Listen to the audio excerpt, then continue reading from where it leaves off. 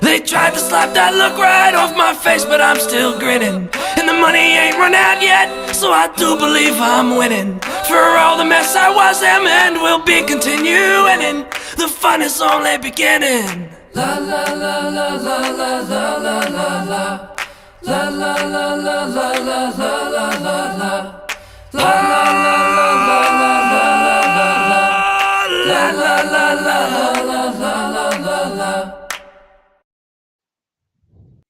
Hello and welcome to Don't Bury the Lead.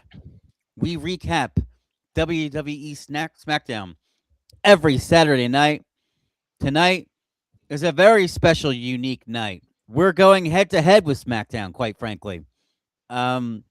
We watched the WCW pay-per-view, or I guess I don't even know if it's pay-per-view. Big Show, Chi-Town Rumble. My name is John Zindel. I'm joined by Dom Scarcella. Dom, tell the people a little bit about yourself. Every now and then, something comes up and we decide, hey, would it be really fun to do this? Today is the 37th anniversary of the Chi-Town Rumble, which was featured the first of the Ricky Steamboat, Ric Flair trilogy of matches that made 1989 such a standout year in pro wrestling. So without further ado, on this February 20th, John, don't bury the lead. What's the top thing to talk about from Chi-Town Rumble from February 20th, 1989? Dom, we don't ever bury the lead. And the lead is, as you mentioned, the main event. Ricky the Dragon Steamboat versus the Nature Boy Ric Flair. And Ricky the Dragon Steamboat wins it to win the Heavyweight Championship? NWA World's Heavyweight Championship. This was that funny period where WCW was still part of the NWA, the National Wrestling Alliance, before they had brought out the WCW belts. So the NWA championships are what is featured on WCW in the late 80s and even very, very early 90s. Yeah, so this is it. Ric Flair was a 5-time at this point NWA World's Heavyweight Champion, and Ricky Steamboat facing Ric Flair for the first time since 1983. Steamboat now back from a stint in the WWF at the time. Challenges Ric Flair. They've been building to this for a while. And yeah, in 23 minutes and 18 seconds, Ricky Steamboat wins his first NWA World's Heavyweight Championship over Ric Flair, who had Hiro Matsuda in his corner. Hiro Matsuda, the busiest man on the telecast for this program. Yeah, I really like this one, Dom. Obviously, it was a classic for many reasons. I would say, high level thing for me I really picked up on is I see these spots a lot. Today in pro wrestling, I have seen them used, and they must have been used for the first time here. Seth uses, like, when they did the bridge together. I've seen Seth Rollins do that and a couple other guys. Laying the foot on the rope, KO does that all the time, and almost in the same style that I think it was Flair who laid the foot on the rope rather than kicked out. Yep. To add, it's kind of like the false finish it, right? Because it looks like it's 3 because it doesn't kick out, but he puts a foot on the rope. Yep. So yeah, they always call that great ring awareness. Right. So they didn't have to kick out, but they know they can put their foot on the rope. Yep. And I'm assuming Flair made that up. I don't know if that's necessarily true. That's the first time I had seen it, but I've seen it used several times since. Oh, sure. Anything you wanted to call out? Just the way these two guys work with each other for more than 20 minutes, and it was a fast-paced 23 minutes. Oh, yeah, they were moving. There wasn't a lot of, posing around at the beginning, looking at the crowd, looking at each other, looking back at the crowd. I mean, Flair is the heel here. He had a way in 1989, especially, of switching from heel to babyface depending on who his opponent was. Here he is the heel. He's the nature boy in all of his heel mentality, and Ricky Steamboat. But once they get in the ring, they're so very similar. I mean, you could see why Ric Flair even today talks so highly of Ricky Steamboat. Mm-hmm. Like they're so well matched with each other. Flair, for a guy who maybe wasn't known for his speed and quickness in the ring, he shows a lot of that. And of course, Ricky the Dragon Steamboat, he's quick as heck. He's flying off the ropes when he needs to. Ric Flair, known for the chops. This was before everybody in the crowd would go woo whenever Ric Flair chopped somebody. But I mean, my goodness, Steamboat chops harder than Flair in this match. The chops were absolutely crazy. They were killing each other. And it's so stiff. And like Steamboat, they keep talking about how he has the martial arts background, the judo chops and the judo strikes. Just fast paced, great stuff. No one needed a table. No one needed a kendo stick. No one needed a chair. No one needed any sort of weapons. There were no trash can lids. None of that. Just 23 minutes of fast-paced action. False finishes were because these guys were going for pinfalls, roll-ups, quick strikes, and cover. Quick strikes and cover. Not because they kept hitting these huge finishing maneuvers and it was all sorts of, oh my goodness, how did he kick out of that? Yeah. It really is a different style that we don't see as much in WWE nowadays. Mm-hmm. But back then, I mean, this was WCW and NWA style. It's I probably remember a little more of that than you do. I was older at the time, so Right. I remember some of the old NWA, WCW stuff. What did you think watching what's really a different style of wrestling than we see, from the big brands today? There was some stuff I thought was really interesting.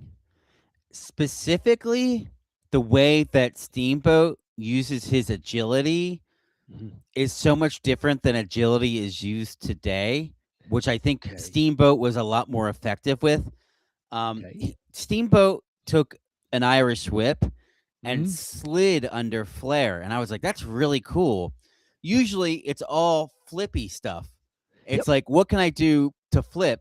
But sliding under Flair not only made a ton of sense and showed off his like ridiculous athleticism, Mhm. but like it showed off his athleticism in a way that didn't seem choreographed.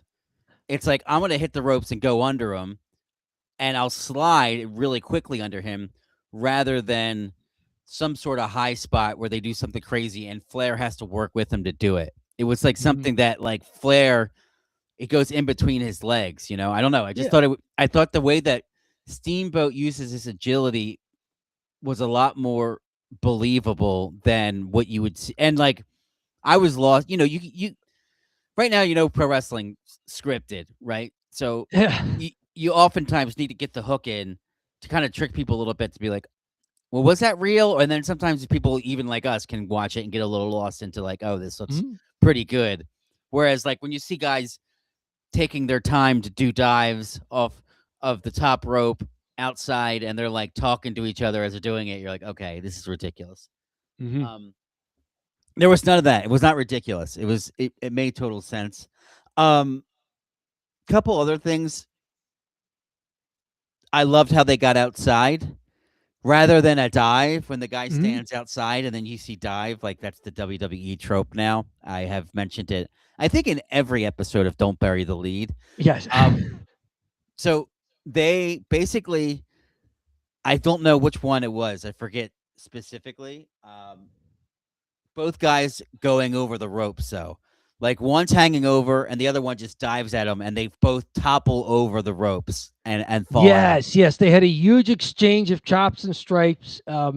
Steamboat sends Flair into the ropes. Flair ducks the chop, runs the ropes on the other side, and he comes back and hits a flying cross body on Steamboat. but they're so close to the ropes that both of them tumble over the top rope. Yeah. Mm-hmm. And this was a time when NWA rules were that if you threw an opponent over the top rope, you were disqualified. Oh, wow. So when guys go over the top rope, it has to look like it's not intentional. Like it was a running lariat and the guy's momentum just took them there. Or in Oh, this case, wow. just momentum of the two of them hitting a cross body, they tumble over. It totally makes sense. Why could you throw him over the ropes, Yeah, right. um, yeah, they make good Yeah, use that was a cool thing, and that leads to a scuffle on the floor. Yeah, yeah. they made good use of the refs this entire show, and we'll talk about it later, but, Sure, yeah. Oh, and those of you who may be wondering if ref bumps were invented for Roman Reigns, no. Excuse me. There was a ref bump. Tommy Young gets caught near the finish here. Steamboat fires out of a whip into the corner with a lariat, then does a standing judo chop on a prone Flair, then does a flying tackle off an Irish whip, up to the top turnbuckle for a judo top, then up to the top turnbuckle for a crossbody. But the ref is too close to Flair, and he goes down along with Flair. There's no ref to count the pin on Ric Flair, and it looks like the heel's going to escape. Steamboat goes to check on the ref. Flair rolls up Steamboat and grabs the tight, but there's no ref to count. Flair tosses Steamboat over the top rope. There's no ref to disqualify him. Then he goes to check on the ref as Steamboat hangs onto the top rope, the move that we see in the Royal Rumbles a lot now. Yeah. Like you get tossed over the top rope, but your feet don't hit the floor. Ricky Steamboat is doing that in 1989. Over the top rope, holds on, pulls himself back in. So Flair is now checking on the ref as Teddy Long comes down, a fellow referee at this point in WCW, to check on Tommy Young. So Steamboat pulls himself back up, climbs the turnbuckles, goes for another top turnbuckle crossbody, misses it because this is not the wrestling where guys would just wait for each other to move and hit spots on them. Like Flair moves out of the way. Steamboat misses the crossbody. Flair gives the woo, goes for a figure four. And while Teddy Long is checking on Tommy Young, Flair gets a little too cocky. Steamboat counters him when he ducks his head, rolls him into a small package pinning predicament. Teddy Long jumps into the ring and counts the pinfall for Ricky Steamboat. Mm-hmm. And that, I mean, for all that action near the end, there were sequences like that all match where it's not just one move. Okay, guy takes a bump. All right, your turn. It was things chained together. Just a style of wrestling that it speaks to their chemistry with each other also. Yeah, for sure. I mean, these guys are they still talk about each other with such respect. Ricky Steamboat and Ric Flair, because of what they were able to do together. Like when you find an opponent in wrestling who brings out the best in you and you bring out the best in him, like that's magical. Yeah, yeah, the chemistry was unbelievable, and I like the way they built it up. It wasn't just so much trash talking. It was almost like sport before they were a little nervous and they weren't so crazy. Like Flair was less crazy cocaine's maniac Flair before the match. He Yes. still had it, but he was still like focused on the prize. Although, Flair doesn't do cocaine. I'm just saying he seemed like he did cocaine, but he almost became a character of himself much later in life. Where like the old Ric Flair, like you're saying, was supremely confident. The Ric Flair from the last 20 years is like just crazy, lost his mind, yelling and screaming all over the place. Right. I like it. Don't get me wrong. It's a different style. It has its place, but yes, the Ric Flair who was a world champion, he was he was cooler than everybody. Yeah, he definitely, you could tell too. I do have to say another thing about this match. They do an interview after in the locker room with Ricky the Yep. Dragon Steamboat, Mhm. and he keeps having to close his eyes because Yes. they're spraying him with champagne, and Yes. I could just tell they just kind of improv this. They're like, "Hey, we're gonna spray you with champagne." So they're spraying him with champagne, and then they're like trying to talk to him, and he can't open his eyes because anytime he opens his eyes are burning. This is like Yes. now they have like goggles, right? In these locker rooms when they win the World Series, they win the Super Yep. Bowl. All the guys they put the goggles on because they're spraying champagne. But this was just like an example of them not having the goggles, getting this champagne. And he's just sitting there like, and he wipes himself off, and he does the promo. He's trying to do the promo. They spray him again, and then he's just like, and then they're like, Yes. all right, cut, whatever. Yes. We got what we needed. Pro wrestling champagne is real. It is real. A little bit of the bubbly in the eyes for Ricky Yes, the Dragon such Steamboat. cool stuff. I mean, we could talk about like the entire match, but other fun things. Steamboat tries to leap up to the second turnbuckle and go right into a crossbody as Flair sends him into the corner. But Flair moves out of the way because why should you just stand there and let a guy hit you? Steamboat hits the mat. Flair stalks him, headlock takeover. Steamboat gets out of it quickly with a head scissors to break it. Flair rolls and flips to get on Steamboat's shoulders down. At 2, Steamboat bridges up like you talked about. Got Flair in the double underhook suplex and covered, but Flair put the foot on the rope. There's like everything you were talking about earlier that you see from guys today. Like all of that was in a very compact sequence of moves that happened. Mm-hmm. Steamboat's trying backslides. Other stuff with it's amazing that when Ric Flair puts his foot on the rope, the ref is right on it and sees everything. But when Flair is pinning Steamboat or has Steamboat in the figure 4 and Flair starts using the ropes for leverage, the ref misses it all the time. So when Flair's feet are on the ropes and Flair wants his feet to be on the ropes to pin the other guy, the ref completely misses it.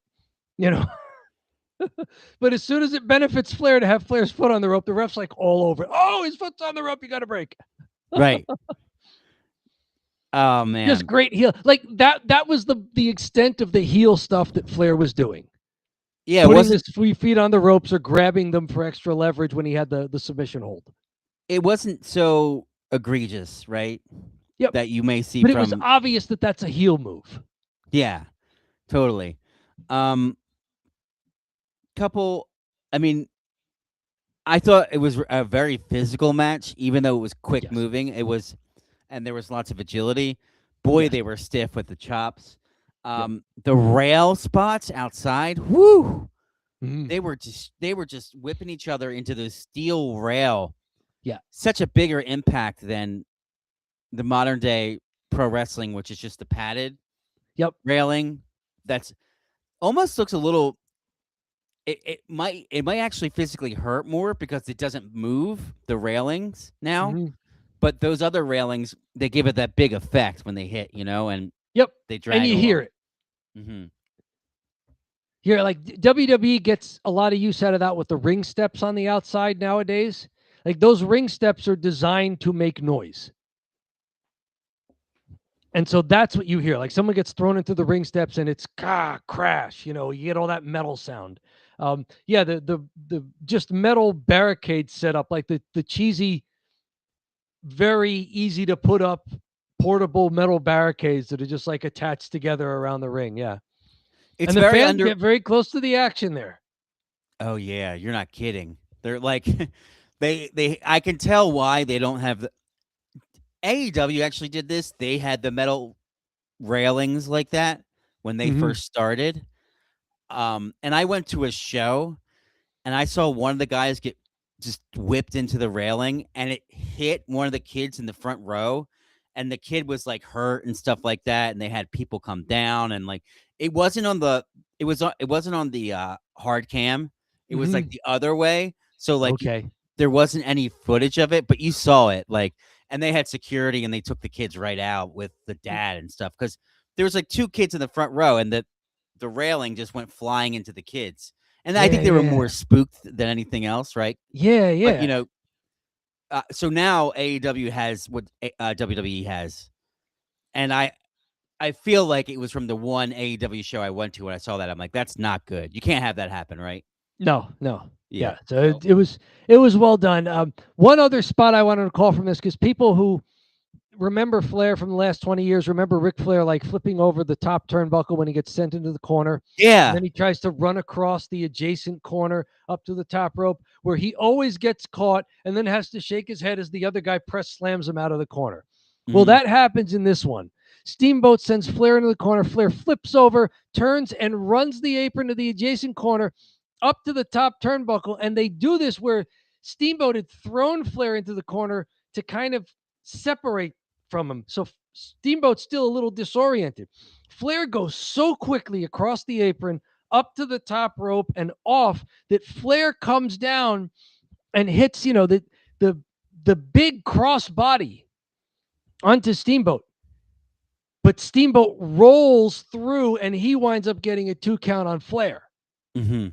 And it's fantastic. So you're seeing all these things that, you remember Ric Flair always getting foiled on these moves. Not here. Like, Flair hits this and nails it, and all the moving parts. Flair at one point gets the figure 4 on. It's on for almost 2 minutes as Flair's got Steamboat locked in this figure 4. He keeps grabbing the ropes. The ref never sees it until they're almost 2 minutes into the hold. Steamboat, every now and then he's fighting, and he just lays back exhausted to catch his breath. And when he does that, the referee starts counting because his shoulders are on the mat. Mhm. And so now Steamboat's got to kick out. This happens like 4 times. Yeah.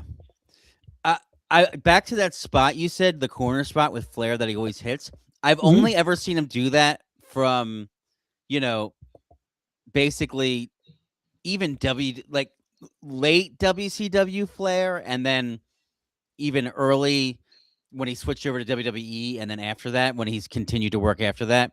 Mm-hmm. Like, as an old man, I've only seen him hit that, so it was weird to see him hit it so athletically and quickly. Yes. And, like, he hit it and it looked really good. I've only ever seen him like kind of hit it and it's like he just gets over a little bit, right? Yep. So Yeah, you're watching Ric Flair, who, I mean, it was 37 years ago, so he was still in his 30s, yeah, prime close Flair. to 40, at this time. May have been 40, but still such a great athlete. He and Steamboat were such great athletes. Yeah, it was weird to see Flair jacked too, because for the most Good part, shape. for the most part, I remember him from like 2000 on, and it's just like the combination of the lifestyle caught up to him and the age both at once. Like, when he's in the ring, he looks like old.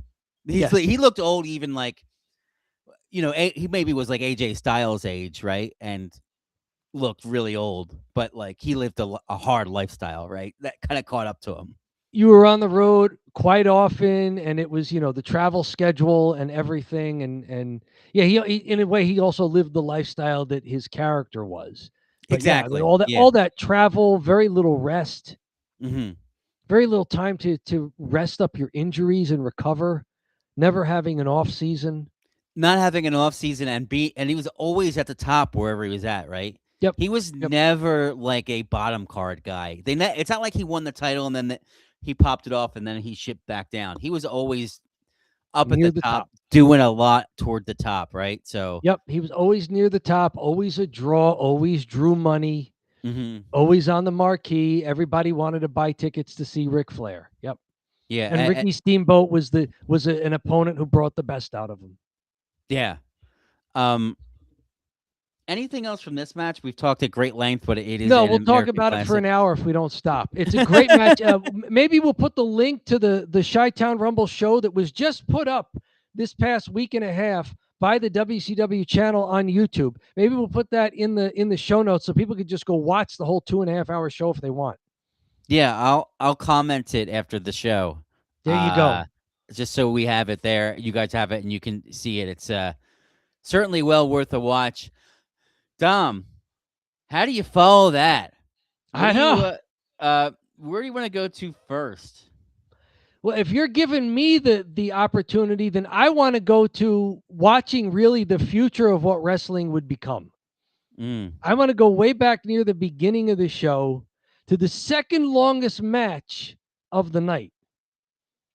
In just over 20 minutes, Sting defeats Butch Reed, who was also being managed by Hiro Matsuda, who had a busy night. Uh, JR's commentary, he's got a lot of good commentary. And you could see that there was an NWA, WCW versus WWF real war going on at the time.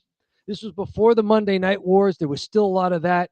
JR all night bringing up like, oh, we have athletes here. We have athletes here. This is the real wrestling, things to that effect. Mhm. But in this match, he's making all sorts of 80s references. So if you remember the 80s at all, the late 80s, this is for you. JR compares Sting to Magic Johnson as a big man who can wrestle like a light heavyweight. And I wrote in my notes, I said, watching Sting at this age is like watching the future. You're watching a guy above 250 pounds who can do power moves, but he's doing these amazing leapfrogs. Yeah. He can get off his feet. He's going to the top rope. He's doing, flying moves everywhere as a bigger wrestler. Like you're watching what wrestling is going to become in decades. It's amazing that both the looks worked so well for him.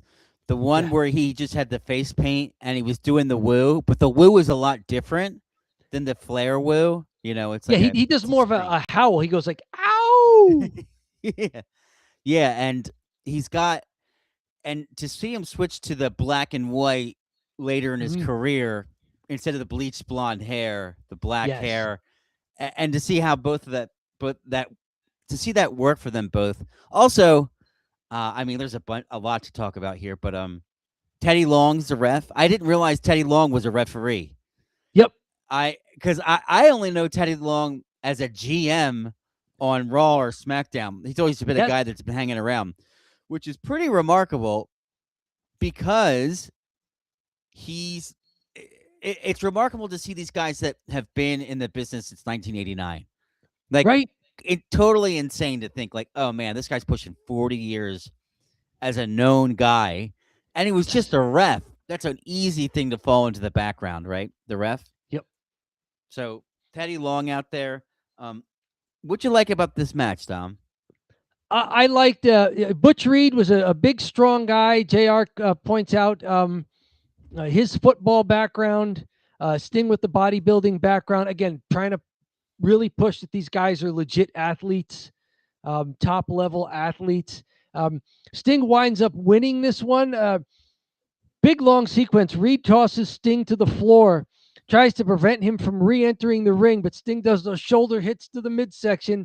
Sunset flips, but Reed grabs the ropes for leverage. Now that's not allowed. If you're using the ropes for leverage, that's not allowed. So Teddy Long comes over and breaks Reed's use of the ropes. Mm.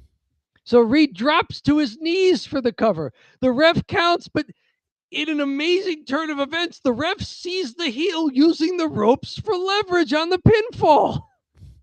He sees Reed grabbing the ropes again, knocks Reed from the ropes. Sting reverses the sit-out roll-up for the pinfall. Yeah, it was. I loved him knocking the feet off. That was cool. It kind of makes sense that he would do that as the ref. Like, instead of just breaking everything, just like, all right, get your feet off the ropes, Yep. It's like, no, you can't do that. Get off the ropes. You see that a lot in this match where guys will get up to the turnbuckles and the ref will like scold, like, hey, you can't be up there, and start counting. Mm-hmm. You've got a 5-pound count to get down there. Or sometimes he would try and get between guys who were in the corner and wouldn't break. Yeah. Like almost the way a boxing ref would do it. Like, hey, you guys break. Get in there. Yeah, the refs were more on top of things right now. Or nowadays, it just seems like they only are there to be part of a spot where they get distracted. Outside of that, they're hanging out. They're not any other. There's no other extra rules. The great thing too is Sting also cheating, biting the hand. Oh yeah. He's got him, and he's biting the hand. He's biting the hand, and he's like, he's biting my hand. He's like, no, I'm not. And he's like, and the crowd's like laughing at him, and he's biting his hand. Yeah. No, I'm not doing that. And you could see Sting's young ability and the promise he has in this match, and then obviously capitalized on it throughout his career. He was Sure. definitely- Another glimpse of the future. Butch Reed has a modified chin lock on Sting. Sting escapes it by doing a move that would become the Stone Cold Stunner. yeah. Sting reaches up, grabs the top of Butch Reed's head to make sure that Butch Reed's chin is now squarely on Sting's crown of his own skull. Sting drops down into the sit-out position, and that jams back up into Butch Reed's chin. It's like an uppercut punch in boxing. Mm-hmm. That's exactly what the stunner is. You put the guy's chin on your shoulder, you drop into the sit-out, and when you hit and that movement stops, boom, all that momentum goes back up into the guy's chin. It's a knockout punch. So you see Sting breaking the chin lock hold by doing what would become a stunner. Oh yeah. Cool stuff here. I did like too. There's a couple spots that I really liked. Mm-hmm. The side headlock by Sting looked really stiff, and I mean he's really like wrenching the side headlock, and it just looked great. And it's a weird thing to say, but you know, sometimes people just use that as a rest hold. The side headlock, they just sit there like this. He's looking like he's really digging in at his head. It looked good. Yeah. I have to say I like that. And anything else did you like from this match, Dom?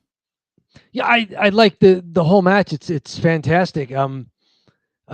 Butch Reed getting his knees up as Sting goes for a second turnbuckle crossbody press attempt. Reed does an Irish whip, but Sting ducks the lariat. Reed stumbles all the way to the floor. Mm-hmm. So it was a weird thing. Like Butch Reed came in looking for a lariat off the ropes, and Sting ducked him. And Butch Reed's momentum just took him through the ropes. It's a kind of thing that makes sense. This was also Hiro Matsuda. He got involved in this match. Butch Reed distracting the ref as Sting was draped across the bottom rope. Hiro Matsuda, they have him basically pulling down on Sting's head and neck like he's choking him across the bottom rope. And when he does that, Sting sells it for the crowd. Remember, this is an arena without those big video boards showing people what is being shown to the TV audience. So you've really got to make it matter to everybody in the arena. Sting is selling the heck out of that with his feet. Yeah. Like he's kicking his feet up like he's being choked across the bottom rope. Like the feet are going up. He's got the hot pink tights on. So like that's very visible. And that's the kind of thing you don't see much of today. Like if someone were getting choked by a member of the entourage on the outside, they would just kind of sit there and hope that like the bouncing of the rope was all you needed and the roving camera having a close-up. But in this day and age, no, if that happens and it's supposed to be known and you want a crowd reaction, it's up to Sting to like do something so that people can see that he's, Matsuda is on the outside interfering. Yeah. Also, this is the first time of the night where JR points out that Chicago Bears #1 draft pick, Brad Muster, is in the front row. Big star. And as we will learn later, he's a huge Ric Flair fan. I speaking of some of the, some of the celebrities of 1989, I was like, who? Yeah. I had to Google this guy. I had no idea. I knew Brad Muster. I did not know the Bears offensive lineman that was pointed out later, nor did I know the Chicago White Sox owner. Hilarious. Called out later. Not the owner of the Cubs, the other organization, right? Like yes, the B White team. Sox, I think it was. Yep. Yeah, Chicago White Sox owner. And I was like, who? But I'm sure at the time, definitely probably a big deal. And he's like, oh, you can see this is a real deal here in Chicago. This is a big show for them because they've got these athletes and you can see WWE still does that today. They still have athletes. They still have guys from the NFL that show up and they give them front row seats and they're like, oh, Cooper DeJean's here. Oh, who's the running back for the Giants? Cam Skattebo. Yeah, Skattebo. Even though he was supposed to be injured and rehabbing his, his knee. It's funny because Scanabu is a little bit like Brett Musker, right? Like a fullback, like running Yeah, back yeah. Yep. that, just an absolute running back that's going to run through people, not going to, Yep. run around people. Yeah, the fullback type that kind of WCW was very much into showcasing how their guys are athletes and showing that other real athletes wanted to be there to watch. So this was a big deal. Yeah. It was and maybe that'll bring us into our next match here Sure, because which one do you want to pick? we're talking real athletes. Uh, we got Rick Steiner versus Mike Rotundo, and Yeah, Mike Rotundo knocks off Rick Steiner. Basically, this great transition to the sleeper, and Steiner pins himself. yes. And one of the things about this match that was really interesting is not only did they both guys have an extremely strong wrestling background, they totally played into it. They Yes. wore their college singlets out there, Michigan and Syracuse collectively, and both were, one's in the Michigan gear, one's in the Syracuse gear, and we're doing a ton of what I would call folk style wrestling, but also high school wrestling, amateur wrestling. Amateur kind of gives it a bad name because it's not amateur, but it's folk style would be the Mhm. style. So they're both doing the folk style stuff. I love this match. What'd you think of this one, Dom? It was a lot of fun. If you know your second generation wrestlers, it's the father of Uncle Howdy versus the father of Braun Breaker. Oh yeah. And it's Mike Rotundo winning this match in 16 minutes and 21 seconds to win the NWA World Television Championship. They had a television championship back then, and the idea was that it would always be defended sometime in a televised match. So if there was any sort of television show, this belt eventually had to be defended on TV. It was the kind of thing that the audience watching at home would get, you know, because this was still back in the era where they saved most of the big title matches for house shows where they could get a gate or pay-per-views where they were getting a gate. The TV title was a big deal because you would see it on, TBS on 6:05 on Saturday. It was the name of the title was like literal. It was the one Well, that they yes. defended on TV. Yep. Mm-hmm. Yeah, and this was a great match between guys who were legit athletes. Rick Steiner, the dog faced gremlin, in his corner, his brother Scott out there in just street clothes. Rick hits a snap power slam, and then instead of covering Mike Rotundo, he starts barking. So by the time he covers, Mike Rotundo is able to kick out at 2. Rick does seem to get a little bit of color the hard way. He's bleeding above his right eye, and it doesn't look like a blade job. It just looks like, that happens when guys are really going at it and trying to make it look like they're grappling. I was going to ask you, was that a blade job or not? Because he was right It in the doesn't look spot, like it. but No, it's right above. It was in a weird spot. It's the kind of thing where, like, blade jobs, you're supposed to notice that the guy's bleeding. Like this one was like, it was there for a minute or two, and like, is he bleeding? yeah, Is it that was a bit more hard way in the yeah? style that he was bleeding because it wasn't like he's suddenly gushing and he's like sitting there like this the whole time. Yeah, right. There's they're usually doing the blade and then they're hitting, then they're hitting, then they're hitting the blade again, and it's gore fest. But this was just like a good. I love the hard way blade color rather than the blade. It happens in football. Happens sometime in basketball. I mean, it happens. It's a sport with physical confrontations. Yeah, for sure.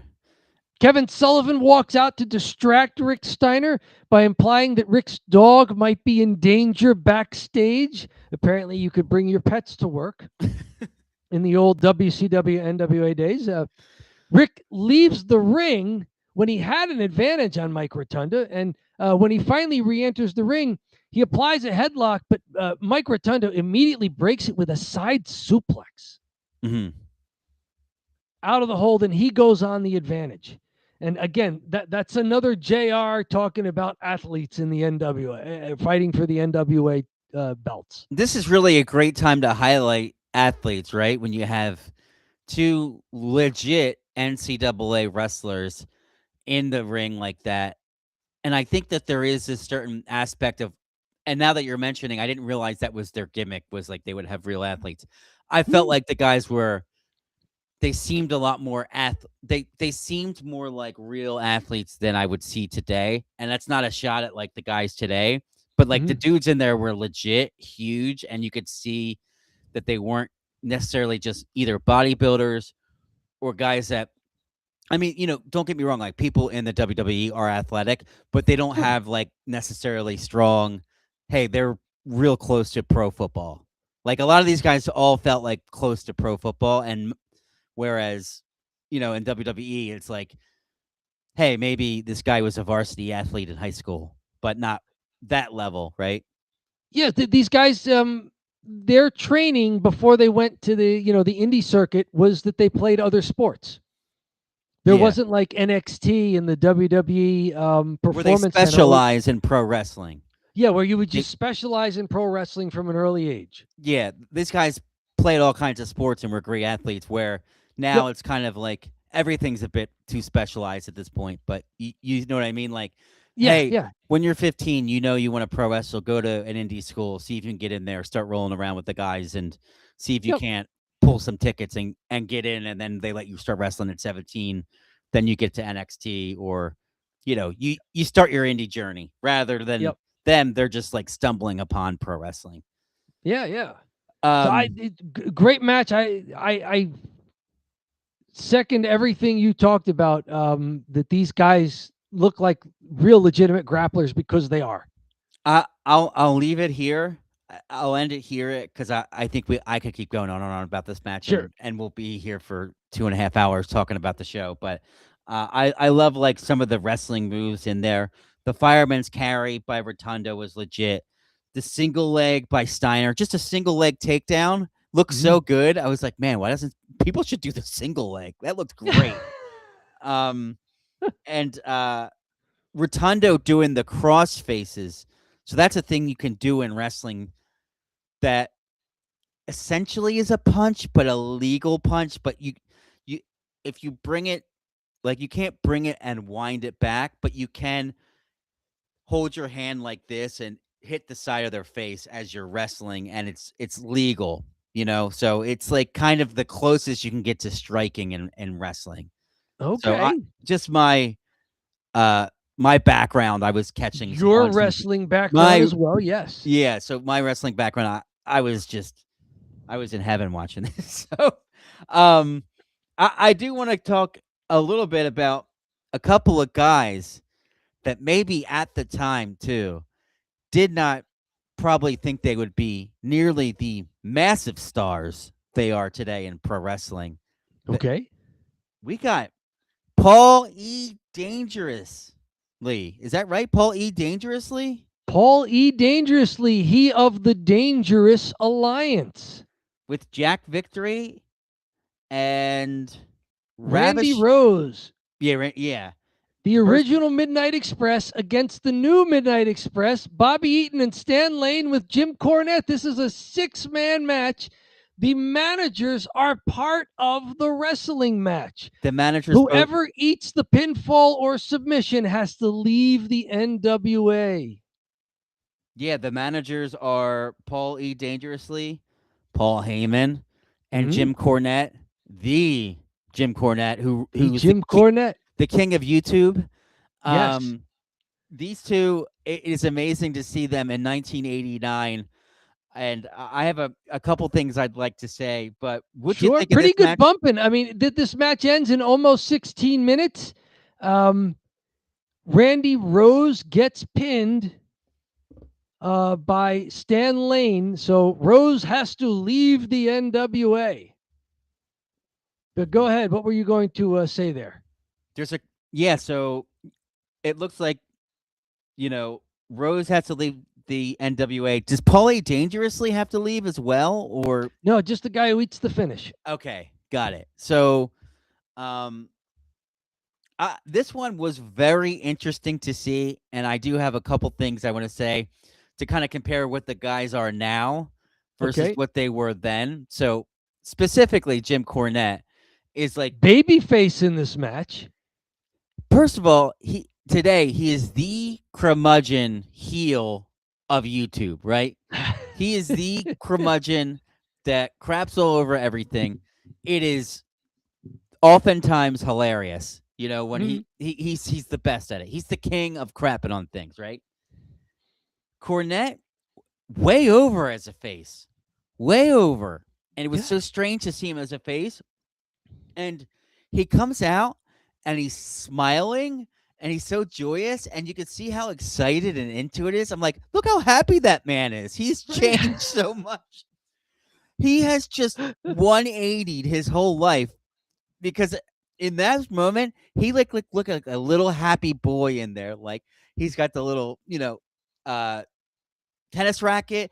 He's Yes, the loaded smiling. tennis racket. He's got his arms up. He's like, yeah. And he looks like the happiest little boy in the ring. And now he's just a man that gets on there and it's like, I can't believe what happened to the business. I can't believe this. I can't believe that. It's like he's so sad now. It's just He interesting to see the started 180. bumping in this match. Like he wasn't just like smiling, happy to be there kind of guy. He was really into working this match, and so was Paul Heyman, Paul E. Dangerously for his part. Like these managers got in there a little bit and mixed it up. Paulie didn't look too bad in there either. No, Paulie actually was getting around pretty quick. Like, he was sort of fast getting around in there. Although, Mhm. it was always great the way they angled, if the wrestlers were in there, they're going to destroy the managers, and how the managers were kind of getting in and out. Yep. Specifically Paulie, Hmm. um, I and I do have to say, you know, it was just great to see how happy Cornette is. I'm only giving back Jim what I like Jim Cornette. I'm not trying to crap on him too Yeah, much here, but I'm just and saying, he was a great heel character for a long time as a manager. yeah, Like before and after this, I have no idea what happened to make him face for the first 2 months of 1989, but it worked. It was fun. yeah. I know that he must have. It's pretty crazy to see that he could get over as a face, as a rich boy with a tennis racket in Yeah, Chicago, the tennis Illinois. racket country club guy, right? Yeah, the tennis racket country club guy in, which at that time was like Chicago, rough city, Windy Yep, City, all that whole blue collar thing going for it. yep. But Fun finish involving all six participants. Uh, Beautiful Bobby and Sweet Stan hit a double team face plant on Randy Rose.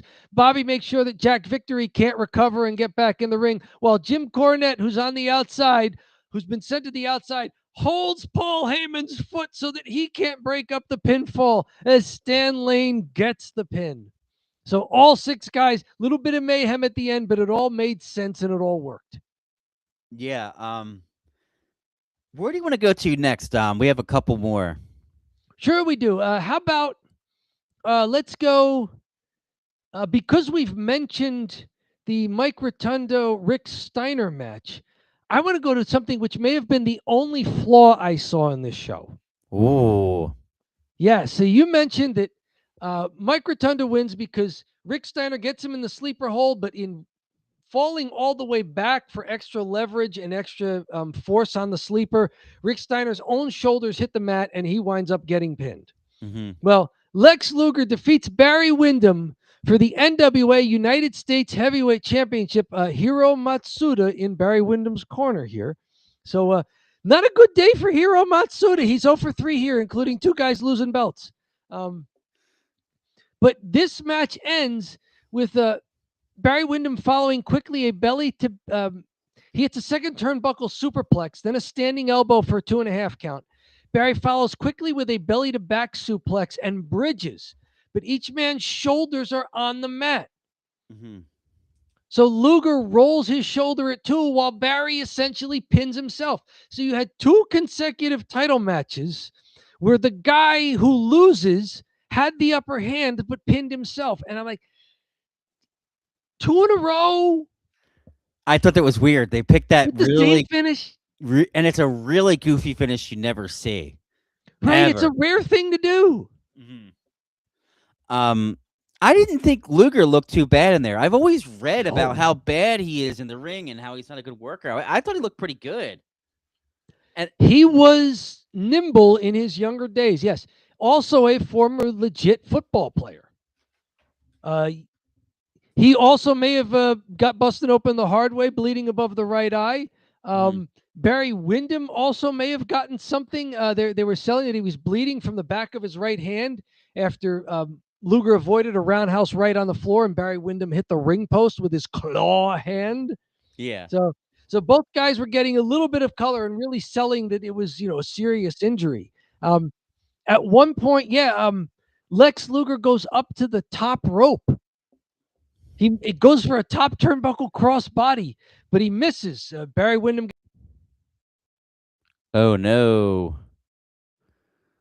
Oh no. Let's see here. Dom, you there? I am here. Okay, we're good. I was talking about Restream could not believe that Lex Luger went to the top rope for a crossbody. It, They're like, what? No, this has to be fake, and just shut off on us. But yes, Lex Luger goes to the top turnbuckle for a flying crossbody. Barry Windham avoids it, and Luger, on missing, hits the canvas and sprawls and continues his momentum under the ropes to the floor. So it looked like it should happen when a guy misses a move like that. Yeah, and at that point, JR brought up the football backgrounds of each guy because that's the running theme for the whole show. So yeah, fun stuff there. Real good match. They only let him go about the official time was 10 minutes and 43 seconds. So one of the shorter matches on the card, and it's for the U.S. title.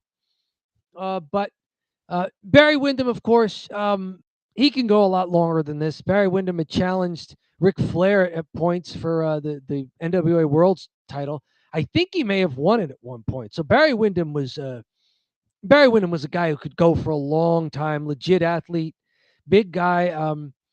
Second generation wrestler himself. I think his father was Blackjack Mulligan. Barry Windham also great friends with Mike Rotunda. And Mike Rotunda's oldest son, Bray Wyatt, Wyndham Rotunda, named after his honorary uncle, Barry Windham. Or maybe at some point they may have been actual in-laws. But yes, Barry Windham loses the U.S. championship to Lex Luger. we got one more match, Dom. Got a couple more. We got the Road Warriors Or in the sorry. shortest match of the night. Goes 8 minutes and 27 seconds. The Road Warriors, Hawk and Animal, with Paul Ellering. They are the NWA World Tag Team Champions, and they are the only champions who walk into Chi-Town Rumble with the belts and walk out of the Chi-Town Rumble with the belts. They defeat Dr. Death, Steve Williams, and Kevin Sullivan from Varsity Club. So they're with Mike Rotunda there, that Varsity Club faction.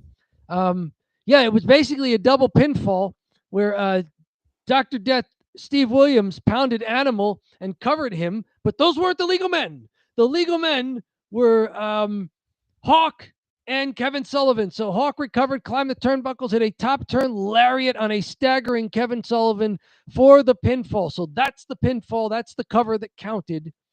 And they win this one. Kevin Sullivan, according to JR, not disputing this, just saying I never heard this before. Kevin Sullivan won 4 state wrestling titles in high school at 4 different weight classes. That is pretty wild for the way he looked in there. But yeah, I mean, he was stocky. He might have been he might have just kind of let himself go a bit when he was at pro wrestling. That's pretty wild, actually, if that's true. Yes, and that's Steve Williams, great wrestler at the University of Oklahoma, I believe. Okay. So Hawk and Animal, just big old pro wrestlers with, one guy's got the mohawk, one guy's got the reverse mohawk. They paint their faces. They are jacked up like crazy. Hmm. Power wrestlers. The Road Warriors. The perhaps the most famous thing that came out of their run was what was called the Road Warrior Pop. So wrestlers even today talk about getting a Road Warriors pop from the crowd. Because if they were on the card, the Road Warriors, just when their music hit and they ran out, like people would go nuts for the Road Warriors. They were early on like people with They're Rhea crazy Ripley. themes, the theme music, Yeah. and the look, right? Yep. Yeah. Interesting. I just was reading about Kevin Sullivan. He was not trained in pro wrestling. He was an amateur wrestler. So Yep. he must have been good if he wasn't trained and they thought enough to bring him in. I mean, this was Yes. when he first came into the business.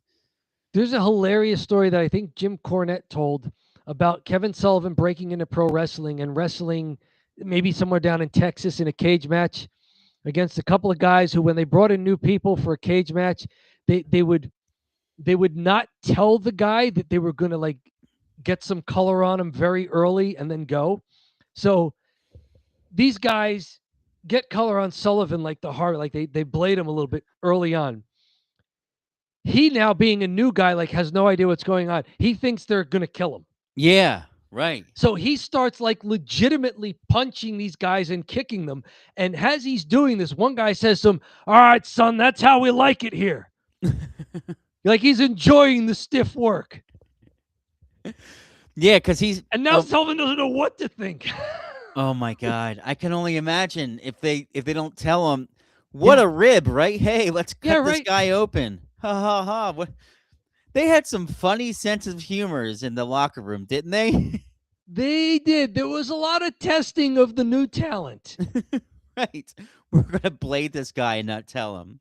Kevin Sullivan passed his test, though. He had a long career as a pro wrestler, as a manager, as just a really good character in there. So he was very good at it, and he could go. He could move around there. And rest in peace, Kevin Sullivan. But Yes. you know what he did before he passed? He wrestled Matt Tremont in South Jersey somewhere. Wow, okay. Yeah. He and Tremont wrestled, and I think all Kevin could do was stand and punch, and Tremont was fine with that, just standing and punching with Kevin Sullivan, because he said he's his hero. So there you go. Very good. So that's a big old hoss match, 8 minutes and 27 seconds. And then there's one more. It's the first match of the night.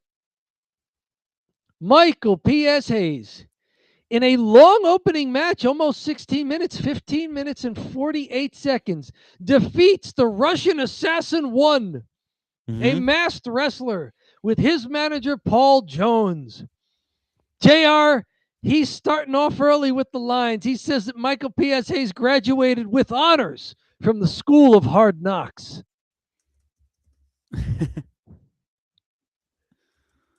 Hayes wins this one. The Russian Assassin tries to counter with an Irish whip after they were just punching each other. Hayes bounces off the ropes. The Russian kind of ducked his head, maybe going for a shoulder tackle or trying to do a back body drop. But Michael P.S. Hayes sees that and goes right into a DDT for the pinfall. We were just mentioning, you were saying on our last Don't Bury the Lead live stream about the DDT and how that used to be a big finisher. Yeah. First match of the night, Michael P.S. Hayes hits the DDT bouncing off the ropes for the pinfall on Russian Assassin 1. Dom, we have two people on TikTok, and I just said, excellent, very good. If you're live with us and you want to put some chats in there, do you remember WCW Chi-Town Rumble exactly 37 years ago tonight? I asked as a message and laughed to myself as I typed it, because there's no shot. This is TikTok. nobody you that's never know. You would probably have to, in order to remember that show, you would have to be at least 45. And I don't know how many 45-year-olds are currently on TikTok. I'm just, Or thanks to the internet, they've been able to go back and see it. yeah, that's true. That's true. Do you remember Ric Flair, Ricky Steamboat? Have you heard about their great matches with each other, especially what happened in 1989? Yeah. Something else from this match that you have Here. brought up. Let's put it like this: Ricky Steamboat versus Nature Boy Ric Flair was not cringe. It was not cringe. No. Whatever the opposite of cringe is. Yeah. It was good. It was 6'7", 6'7". It was 6'7" on a scale of 1 to 7. Right. But yeah, so it was almost a 6-7 star match. They only went up to 5 then. Yes, this is before Dave Meltzer gave the 7 stars in Tokyo Dome. Yes. So it was 6. Dave Meltzer would consider this 6-7 stars. There you go. Couple things, really interesting things I want to call out, and some more personal anecdote that I wanted to call out about this match. Michael Hayes versus the Russian Assassin reminded me a lot of the way we would run NJCW shows, where you would have a guy come out that everyone knew that was like kind of charismatic, right? And it would usually either Steve or it was Fran, because I was always the masked guy. You were pulling double duty those nights. I would do double duty. I would do the opener masked guy, and then all of us would really do a lot of masked guy stuff. Yep. That's a little secret. But and the guy, you'd have a normal match and you kind of show them like, this is wrestling. You wouldn't do anything too crazy because you didn't want to overshadow. You wouldn't make this a banger. You'd be like, no, this is wrestling. Here's our big guy. He's going to win, Mm-hmm. And you don't want to overshadow the rest of the show. So you almost make it kind of, I don't want to say boring, but it just shows them that like you're not doing high flying stuff. You're not doing big slams. You're not trying to make this the match of the night. If anything, this hopefully is the worst match of the night. You know what I mean? I thought this was a good one. It was good. It was this good. Was a good opener. Kept it immensely simple.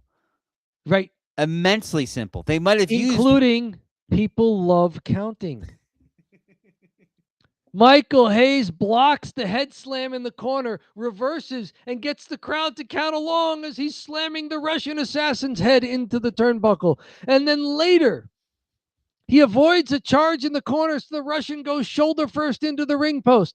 Hayes drags him to another corner, stands on the second turnbuckle, and looks to the crowd. And you know what that means? He's going to start raining down punches, and the crowd is counting along.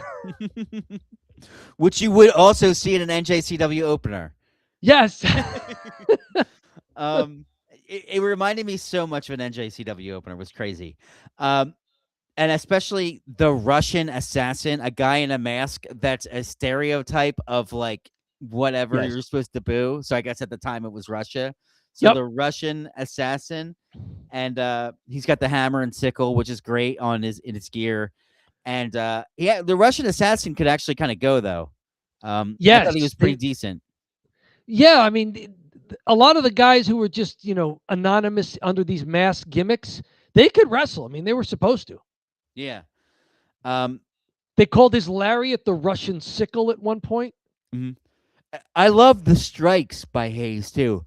They're really stiff. It looked like he was just punching them. They looked like they were kind of punching each other at certain points. Like, the WWE now does like a punch where they're safe and they look like punches and they don't hurt at all. And everyone's perfected it, right? When they're doing the punches. Nobody's stiffing each other. Hayes was just punching this dude. So it was interesting. Couple things about Hayes too. JR said he's 27 in this match. He looked about 45. I couldn't believe he was 27. And he comes out with the big Confederate flag jacket. I'm like, oh, you probably wouldn't see that anymore. No. You would not see a big Confederate flag flying as a face in Chicago. What? You could see it in Georgia or Florida, if they were back in the home base Alabama, there. you know. Sure. Yeah. If you're in the home base, if you're in the If South, you're in the Southern Pride, yeah, you'd see more of that. yeah. Tom Petty had to get rid of that too, because he used a lot of the old Southern Pride stuff early in his career, Ah, and he had to, like, he would do shows where he would play Rebels and he'd have the big flag up there, and like he he really distanced himself from that later as it became so much of a more of like a slavery racism flashpoint rather than like it's the guy from Gainesville who plays around Georgia and Florida and Alabama. Yeah, so yeah, it's one of those things from 1989 that you notice. yeah. Things from 1989, that wasn't a big deal, but now it's a faux pas. Hey, maybe it comes back and people are like, I just like have Southern fly. I just have Southern pride. And I'd be like, if you just have Southern pride, that's fine. Yeah, If you like slavery, then that's also not good. that's a problem. That's a problem.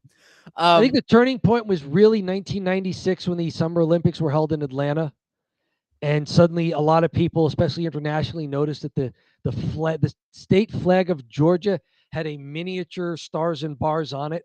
Oh, yeah. And so suddenly it became like this national issue of what are you presenting to the world, and should this still be there in 1996? So I remember that when I was in college, it being a problem at the 96 Olympics and Summer Games in Atlanta. That makes sense because all of the Mississippi state flag was the Confederate flag too, you know? A lot of them had that too. Yeah, they all had like just a little emblem to the old Confederacy. Yeah. Hmm. So, But but I mean, Michael B.S. Hayes didn't mean anything. I mean, racist by it. I don't think. I mean, I didn't ever hear about him or the Freebirds being anything but just pro wrestlers. and the thing is, he's the Freebird, so I'm assuming he's playing off Leonard Skinner Freebird, and Leonard Skinner had the huge As well, Confederate Sweet flag. Home Alabama. Yeah, Sweet Home Alabama. And at the end of the day, I do want to say though, Michael Hayes being 27 there is wild. I could not believe it. He looked like he was already living a rough life, and I'm like, 27. That's your He may prime. have. That is your prime of if you should be jacked. And he looked big, but he not all that jacked. He also was very goofy in there, like dancing around and wiggling his hips a lot and like dancing, and it was just They're the Freebirds. Him and Jimmy Jam, Michael P.S. Hayes, Jimmy Jam Garvin, and Terry Gordy, the Freebirds. it almost felt like a parody when he was in there dancing. Like it almost felt like Kit Wilson the way he shakes his hips, you know? Yeah, right. So, but he's in there and he's shaking his hips, and I guess it's the 80s. They were still doing it, you know? So, It was kind of weird though for WCW NWA. That's the kind of thing you'd see more of in the WWF at yeah, that time. right. He didn't fit in with the rest of the guys in the locker room. That's for sure. At least like maybe he fit in with them friendly wise, but he didn't fit in with the lineup that they had, which is a good thing. You want to have a diversity, right? He moved to the WWF for a long time. I think he still works backstage. He's what do they call him? An agent? Yeah, but even when he's been on screen, they call him Doc something. Not Doc Severinsen. That's the guy from the Tonight Show. My goodness. But yeah, it's Michael P.S. Hayes. He's been an agent in the WWF for a long time. Yeah. I do think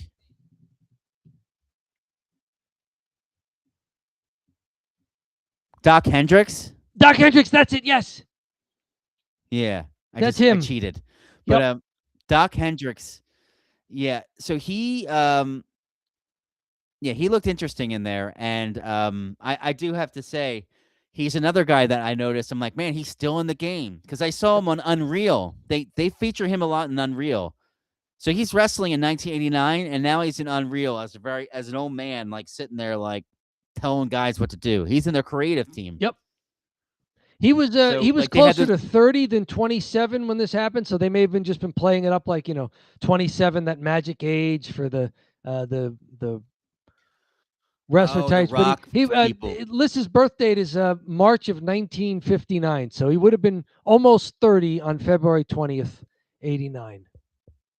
Yeah. But Either way, pretty interesting stuff. I like the Russian Assassin. right, Uh, I he can move. I thought, and when I saw the Russian Assassin out, oh, this is gonna be a squash match because you got a guy in a mask, and it's like, no, this is a real match. Russian Assassin must have won some matches with the way he was wrestling Hayes. Like He may have. he was like a legit part of their roster. He wasn't just like the hey go lose guy. And there was more than one because he was Russian Assassin 1. Right. I thought there's Russian Assassin 1 and There Russian had to be at Assassin least 2 of them. Maybe they were a tag team, but like this was, Russian Assassin, like Mr. Wrestling 1 and Mr. Wrestling 2 or whatever. Now, question for you. Okay. As we kind of get to the end of the show here, Yep. any big takeaways from you from what you noticed with the way the show was set up, anything like that that's not related to the matches? Yes. Tremendous amount of wrestling in 2.5 hours.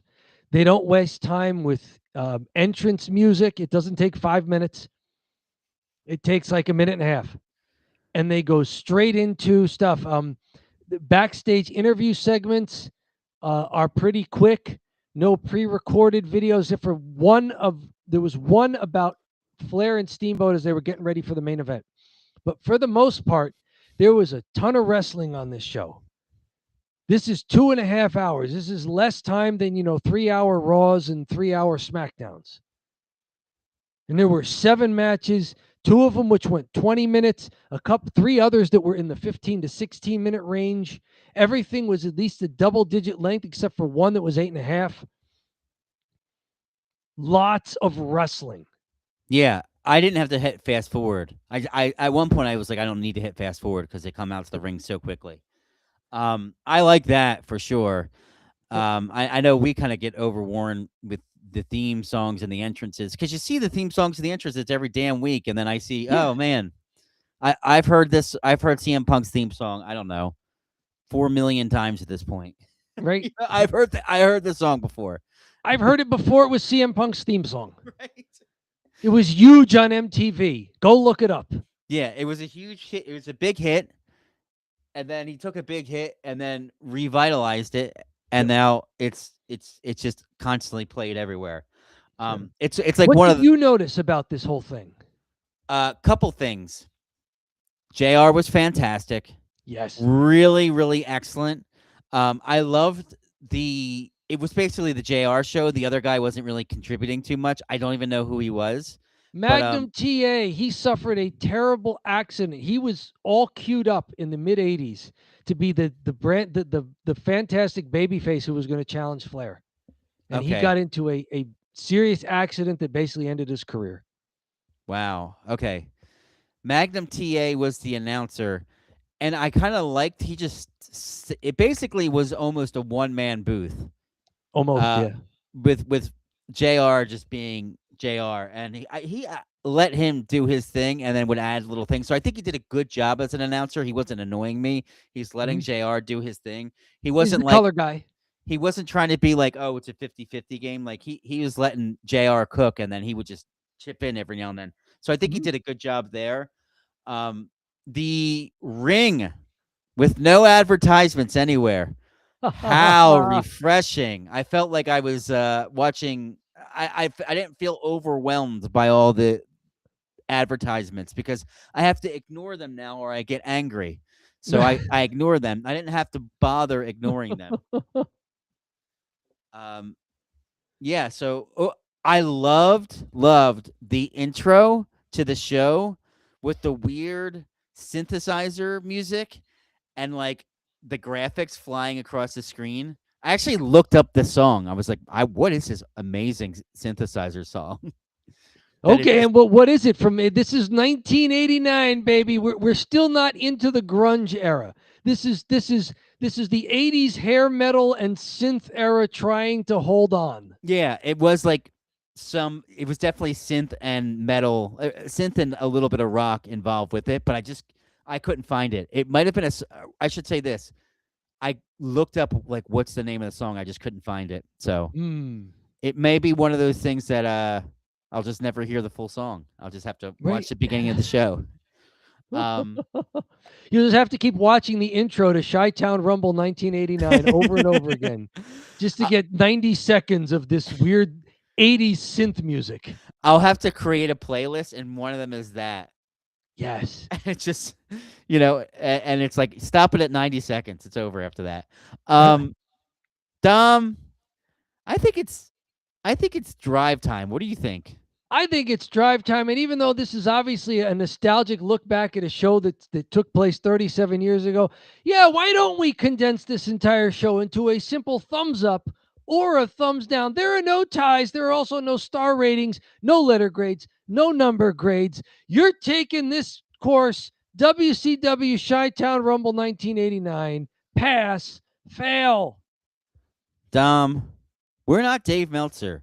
Although Dave Meltzer probably watched this show and gave it a star rating. Um, that's how long Dave's been in the business. He's been doing that since 1989. Yep. Um, listen, we don't give star ratings like Dave Meltzer though. We don't give 7 stars in the Tokyo Dome.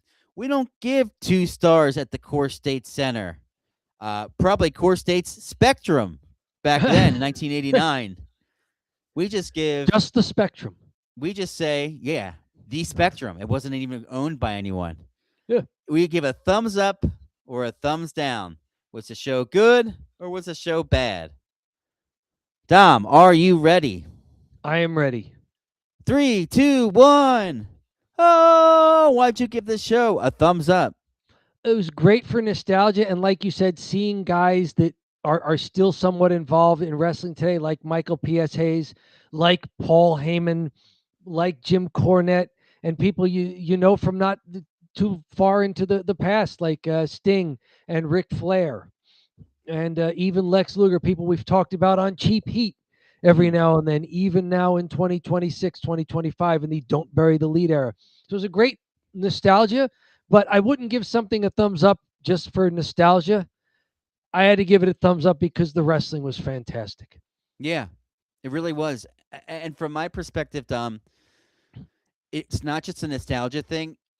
Sometimes you say, hey, does it hold up over time? Because a lot of stuff doesn't hold up over time. Maybe you watched it when you were younger and you thought it was amazing, and then you rewatch it, it's no good. This more than held up. This was like, this would be probably one of the better shows. This is going to be one of the better shows I watch this year. No question, Right. And it fits right in with that. They have really athletic guys and really big athletic guys doing athletic things. They avoid a lot of the mistakes that I see today. They're almost none of them are here. Like they're, and they manage. And there were certain matches, and I'll admit, like the Michael Hayes match was a bit boring at times because there's a lot of these rest holds. But then that's just the opener. The rest of the matches, no, there was no rest holds. They were really going at it, and you had a really athletic feel. You had a hot crowd. Excellent. Thumbs up. And JR, for God's sakes, JR. JR in his prime. Yeah. Oh, one other thing. Mhm. This is part of the thumb drive, but really kind of finishing up the show. Sure. A lot of people these days complain about JR missing names and like missing spots. He was missing some spots out there. That's just what he does. It's not he's all about bringing the energy and the feel of the match. He's not going to call everything perfectly. Somebody had basically an arm bar in, and he called it something different than an arm bar, but it was like an amateur wrestling move. You could tell he didn't know what it was. It's called an arm bar, and he just didn't know what to call it. So he's got him in some sort of maneuver there, and he just didn't know that it was an arm bar. And a lot of people complain about him today doing that. I'm like, no, he just always has done that. He's not going to call everything perfect. So I wanted to bring that little observation. That's an old standby in pro wrestling, though. I mean, Gorilla Monsoon would just go high impact maneuver, or that could be anything. Doc Lester and a monkey flip. Yeah. I know your go-to was and a monkey flip there. because you didn't know what the move was. And it's like, actually, monkey flip works. Yeah, go for it. Um, we've got. All right, well, that's our thumb drive. Dom. Tell us in the live chat or tell us in the comments if you're watching on the archive. Have you heard much about WCW's Chi-Town Rumble 1989? Do you know anything about the history between Ricky Steamboat and Ric Flair? Would you like to watch this show? John has already said he's going to put it into the top comment there on the YouTube once we have everything uploaded. So, hey, if you're watching somewhere other than YouTube and you want to see it and get that link, head on over to YouTube. Don't Bury the Lead, a wrestling channel. Subscribe while you're at it. Go through our archive of these full live streams, the edited videos, John, that you make, and the hashtag shorts that many times get cross-posted to TikTok. They are on YouTube as well. Give us a like when you like it. Help us climb the next mountain. Thank you so much, Dom. We got Cheap Heat up here. So, Dom, it's time for Cheap Heat. Yeah, we're doing Cheap Heat. Even though this isn't a standard show that we're recapping, we're still going to do our standards, right? Yeah, and let me tell you a little bit about Cheap Heat. Cheap Heat is where we talk about WWE, AEW, and beyond, other aspects of pro wrestling. We talk about trending topics during this segment, trending in the wrestling world. And basically what I do is I'll make shorter videos, sometimes short TikToks or short YouTube shorts about it. Mostly 3-4 minute short videos about whatever's trending. And that has given us a lot of we've had a lot of success with that on YouTube because the algorithm loves trending stories. Dom, what's our first story here? The first big old trending story comes to us from Brandon Thurston, writing at postwrestling.com. WrestleMania 41 in Las Vegas, basically, giving a big hurrah for all the money that WWE made at WrestleMania 41 last year in Las Vegas. But the bigger story to me isn't, that adjusted for inflation, obviously a 2-night show in 2025 is going to bring in more money than any other show that they've ever done.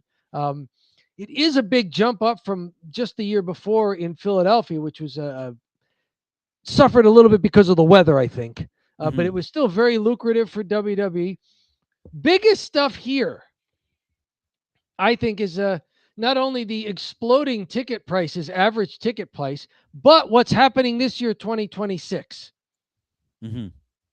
WrestleMania will take place in Las Vegas again in April. It's a decision the company made after first announcing that WrestleMania would happen in New Orleans, before going back on the announcement and switch the location to Las Vegas.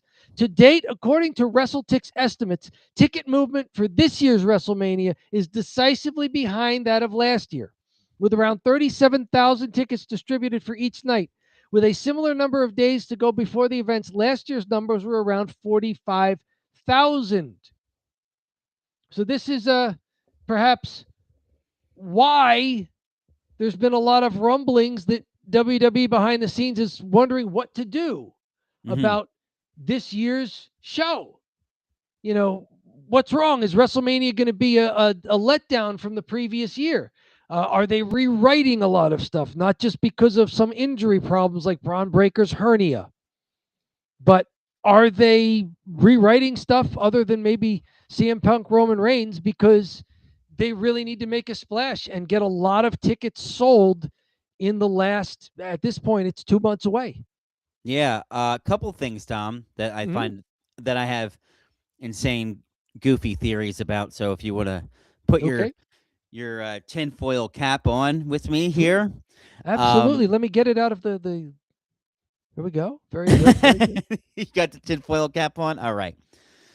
I do think that running a show back to back in Vegas is going to take some of the interest out, right? Because if you live in the Las Vegas area or if you're close to it, well, I went last year. I'm not going to go again. Like, you go to WrestleMania as it travels around and it's close to you. That's why I went to the Philly WrestleMania. I'm like, it's never going to be here again.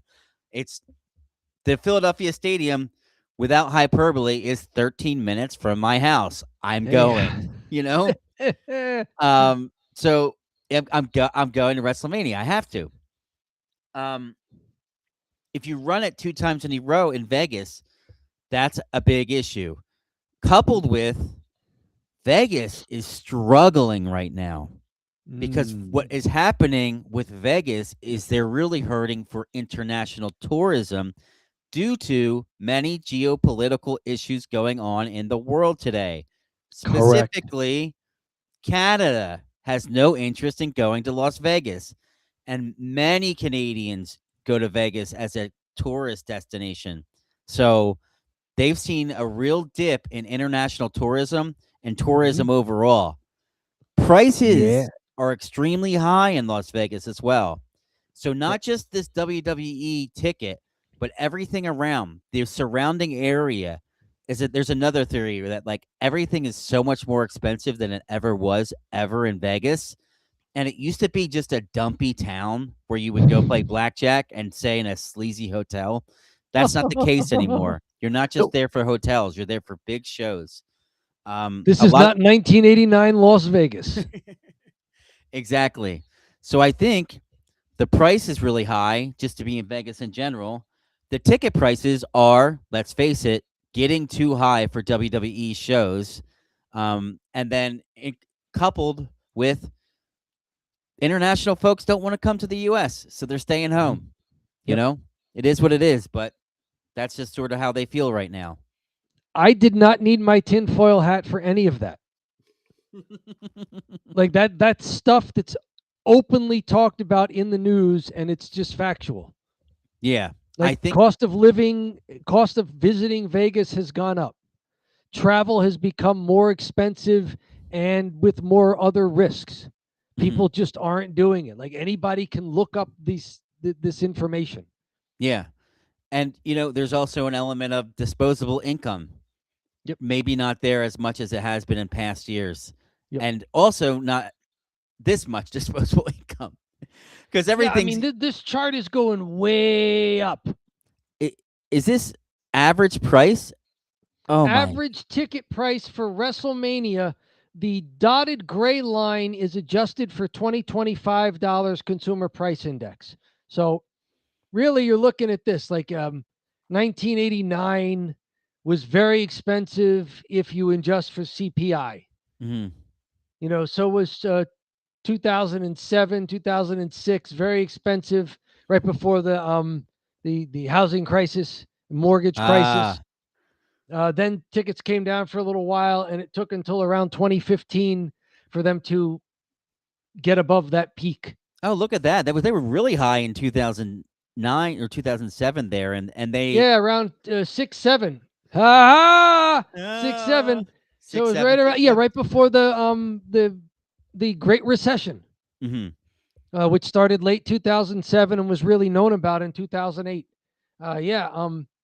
Doesn't 89 was high just because of what's happened to the money. It's like it was about almost a $100 ticket price for WrestleMania 5, but in inflation adjusted dollars, it's like 250.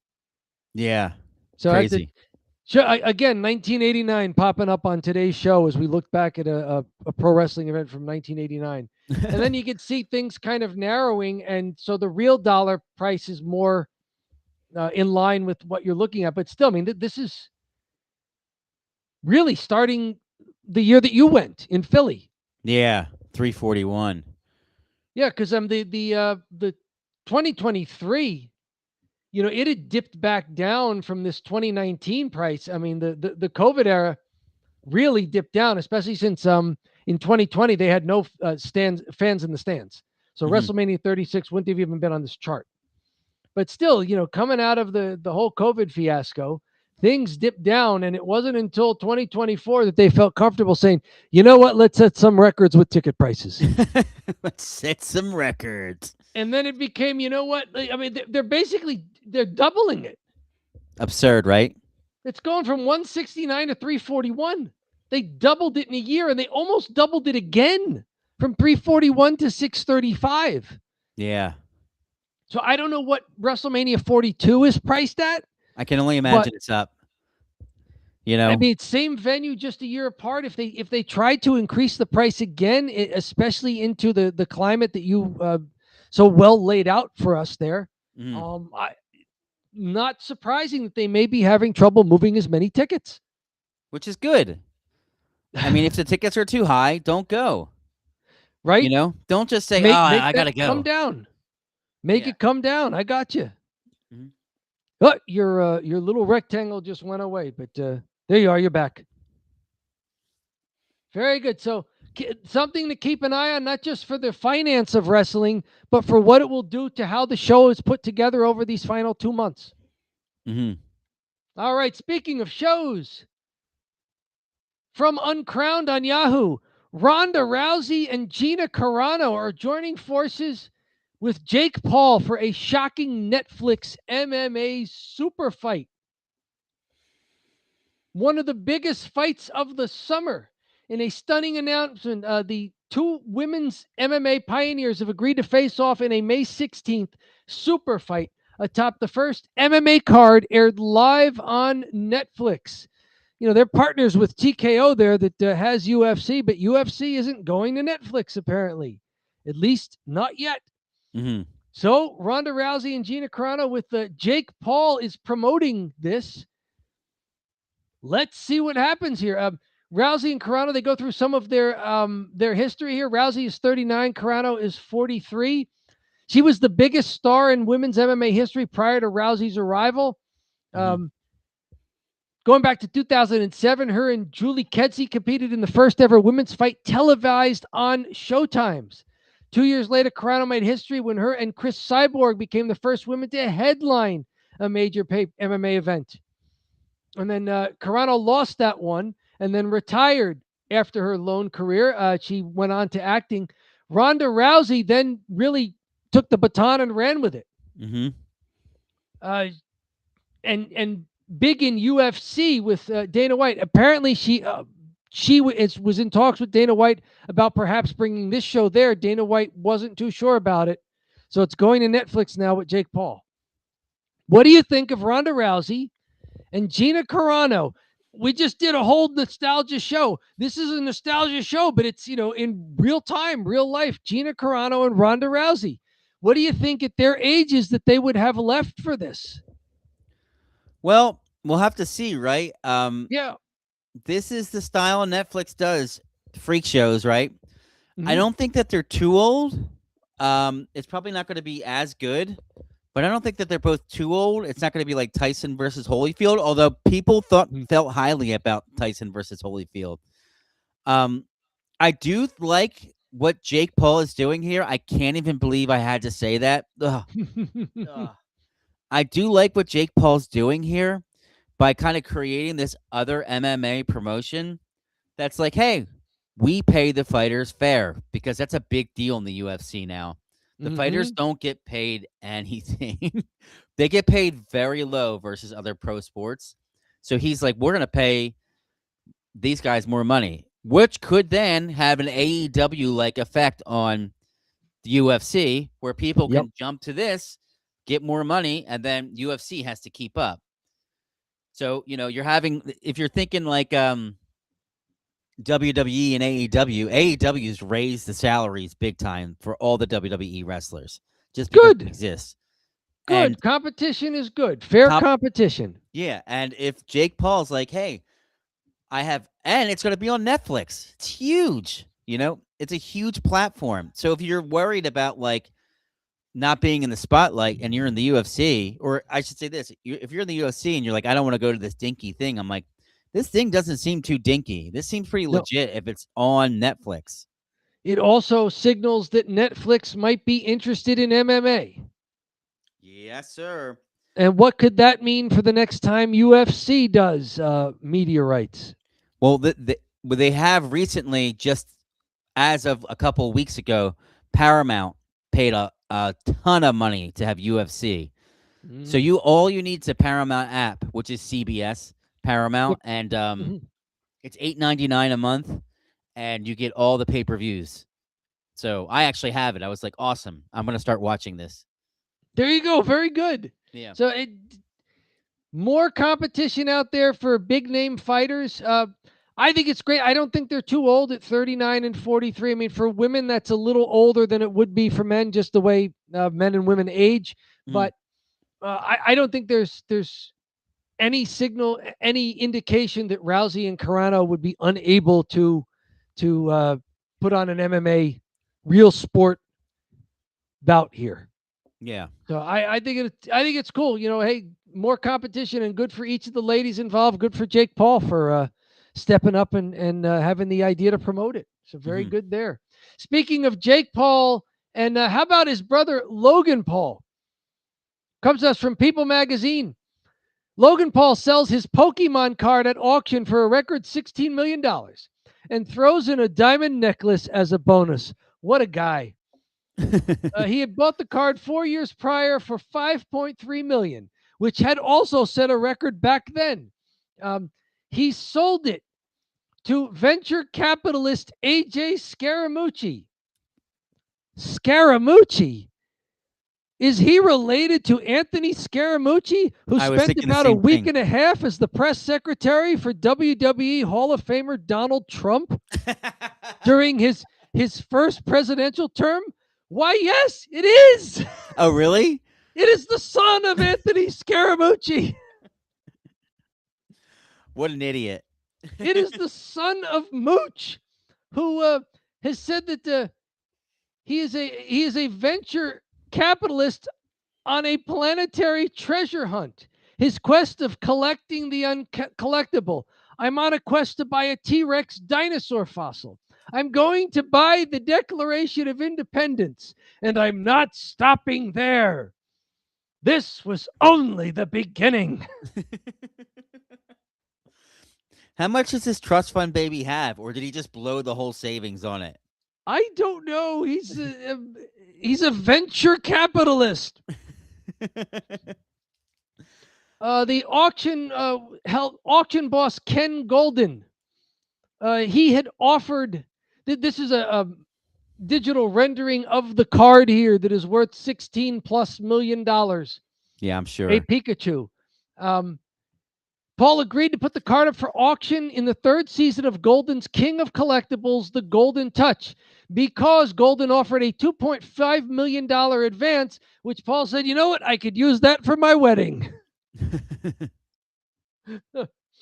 He could use the liquidity for his wedding to now wife Nita Ogdal, which took place in August of 2025.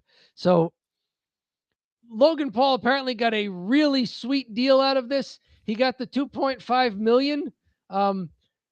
Plus, he was offered a cut of everything else sold at the Pokemon and TCG auction, with trading card game auction. So Logan Paul made out very well here. Yeah, the only thing I'd have to say is the amount of money that Paul's making. If he's doing dumb things like buying Pokemon cards, yeah, that's a great investment when it hits. Plenty of these don't hit, and I think I had seen some people pulling up some stuff like he bought like an NFT for like $400,000 that's currently worth $20. So like if you're doing high risk investments like this, Yep. and you're putting 2 million on Pokemon, you're putting 2 million on Pokemon and hoping to make it. It'll work sometimes, right, in this situation, but I'd like to see some of them losses too. I'd be real curious to see. Okay, you could show your win, tough guy, but where's the loss? I know that you got some bad ones in there. The losses don't make it to People Magazine. They don't make it. No, he's not Because going to tell there's about not that. a smiling picture with three guys there over a loss. So this was everybody seems happy. Mm-hmm. Pikachu was unavailable for comment. It was put up by Golden Company, and Ken Golden did a little splash for it on Instagram there. Almost $16.5 million for the Illustrator card, a new record price, the most expensive trading card. So, whatever. Is that more than like a baseball card too?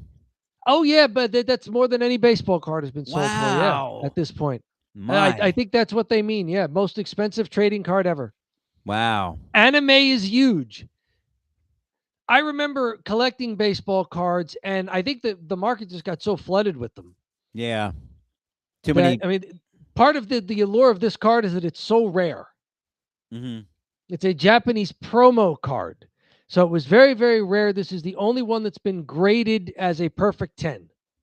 Mm-hmm. So it's the rarity, the fact that there's not many of them made, the excellent condition. So a lot of that stuff there. So, hey, it all worked out. Yeah. Good luck on your T-Rex fossil and buying the Declaration of Independence, little mooch. Oh man, there's been a bunch of chats that I have not. Hang on. You We want to got read some? There we go. Before we get into Chris Jericho. Ronda ain't old. She will be okay. Good. I like that. At 39, not old. Very good. That's because Dana white as ass. Love it. Love it. Love it. Love it, Sensei. We got morning guys. From the Fixer. Hey, you caught us on doing a special night because it is the anniversary of the Chi-Town Rumble. February 20th, 37 years ago was Chi-Town Rumble. Steamboat Flair won. Oh, Sensei, I'm so sorry. You have all this fantastic chats. I have to put them all up.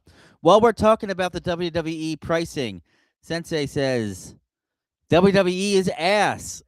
Just like Dana White. Oh, that's perfect. They're both part of the same umbrella corporation. Dana White's cheap and greedy. True. We will never see Nyong'o again because of it. Yeah, the big heavyweight at the UFC. Ah. And then this is his their thoughts on the Pokemon card. Are you kidding me? 16 million. Apparently not. If you are a venture capitalist looking for Tyrannosaurus Rex bones and the Declaration of Independence, you too can make a detour and buy a Japanese anime trading card. The Paul brothers accidentally trip over more money than most people ever see. Yes. If that's if you're talking about that specific venture, for sure, that is falling over money, my friend. Thank you for all the excellent chats. I'm sorry I didn't get to you earlier. Yes, I wonder, Logan Paul and getting that Japanese promotion Pikachu card, did he have to go to Japan for that? Ooh. Is he allowed there? I don't know, but we have a video up on the Don't Bury the Lead Wrestling channel on YouTube. Dominic Mysterio visiting the Impulsive podcast, ribbing Logan Paul a little bit about trips to Japan. And then they say you got to talk to like the emperor. How do you get in? Right. So, hey, good for us. Every now and then, and anytime we get a chance to maybe reference some of our old stuff that people liked, I may throw it in there, you know? Mm-hmm. Speaking of a guy who is allowed in Japan, Chris Jericho. People have been wondering, he hasn't been on AEW TV in the better part of a year at this point. He had been rumored to be going to WWE for the Royal Rumble, Elimination Chamber. Chris Jericho addresses his March plans amid AEW contract freeze report. This is from WrestleZone. This makes sense. We've heard about AEW doing this before. If a guy, for whatever reason, can't compete, they just freeze his contract so that he still has the agreement in place and has obligations to them. So if you were waiting for Chris Jericho's contract to just expire, perhaps it has not because AEW froze it. Mm-hmm. So while speaking on his Talk is Jericho, the former world champion mentioned he's being on preparations to film a movie in March. The comment came during a broader discussion about the unpredictability of the film industry. However, the timing quickly caught attention, giving recent chatter surrounding his contract status. He says, I'm doing a movie in March. You could be on set for 6 weeks, like Eric Stoltz was, and get fired. You just don't know, right? It's so hard to get anything made and approved. Mm-hmm. So Fightful Select suggested Jericho's AE contract may have been frozen after he stepped away from television in April 2025. So if his original deal was supposed to run through the end of 2025, but it was frozen, he still got more than half a year left of obligations on it. He still remains listed on AEW's official roster page. If you're waiting for Jericho to go to WWE, if you're waiting for him to go to Japan, if you're waiting for him to go to Maple Leaf Pro, maybe as a Canadian, apparently he may still have some contractual obligations with AEW. John, you watch a lot of AEW. Would you welcome a Chris Jericho at least 6 to 8 month run coming back in AEW, even if he doesn't sign an extension? I'm going to go ahead and say something. Okay. I no longer believe these rumors about Chris Jericho. They have been flying around like crazy. They said he would be there in the Royal Rumble. He never showed up. And now they're just making up more rumors. And I'm just like, you guys don't know what the hell you're talking about. You have proven to this point you don't know what you're talking about, and you're making stuff up. So, and there is no source here. You're just guessing because that's how his contract works. He's in AEW. And quite frankly, I think he's had a lot of time off. He can come back to AEW. He can finish out his contract. He can wrestle, finish out his contract. And then if he wants to move on, good for him. He can move on. And if not, then, maybe they re-sign him and they bring him in, or he becomes an announcer, which I think that's really probably his next step as announcer. Depends how much he has left in the tank. I don't think he was going to go to WWE. And I think at this point in his career, if I'm not mistaken, he's just a bit too old. I don't think he's going to go there and do a title run.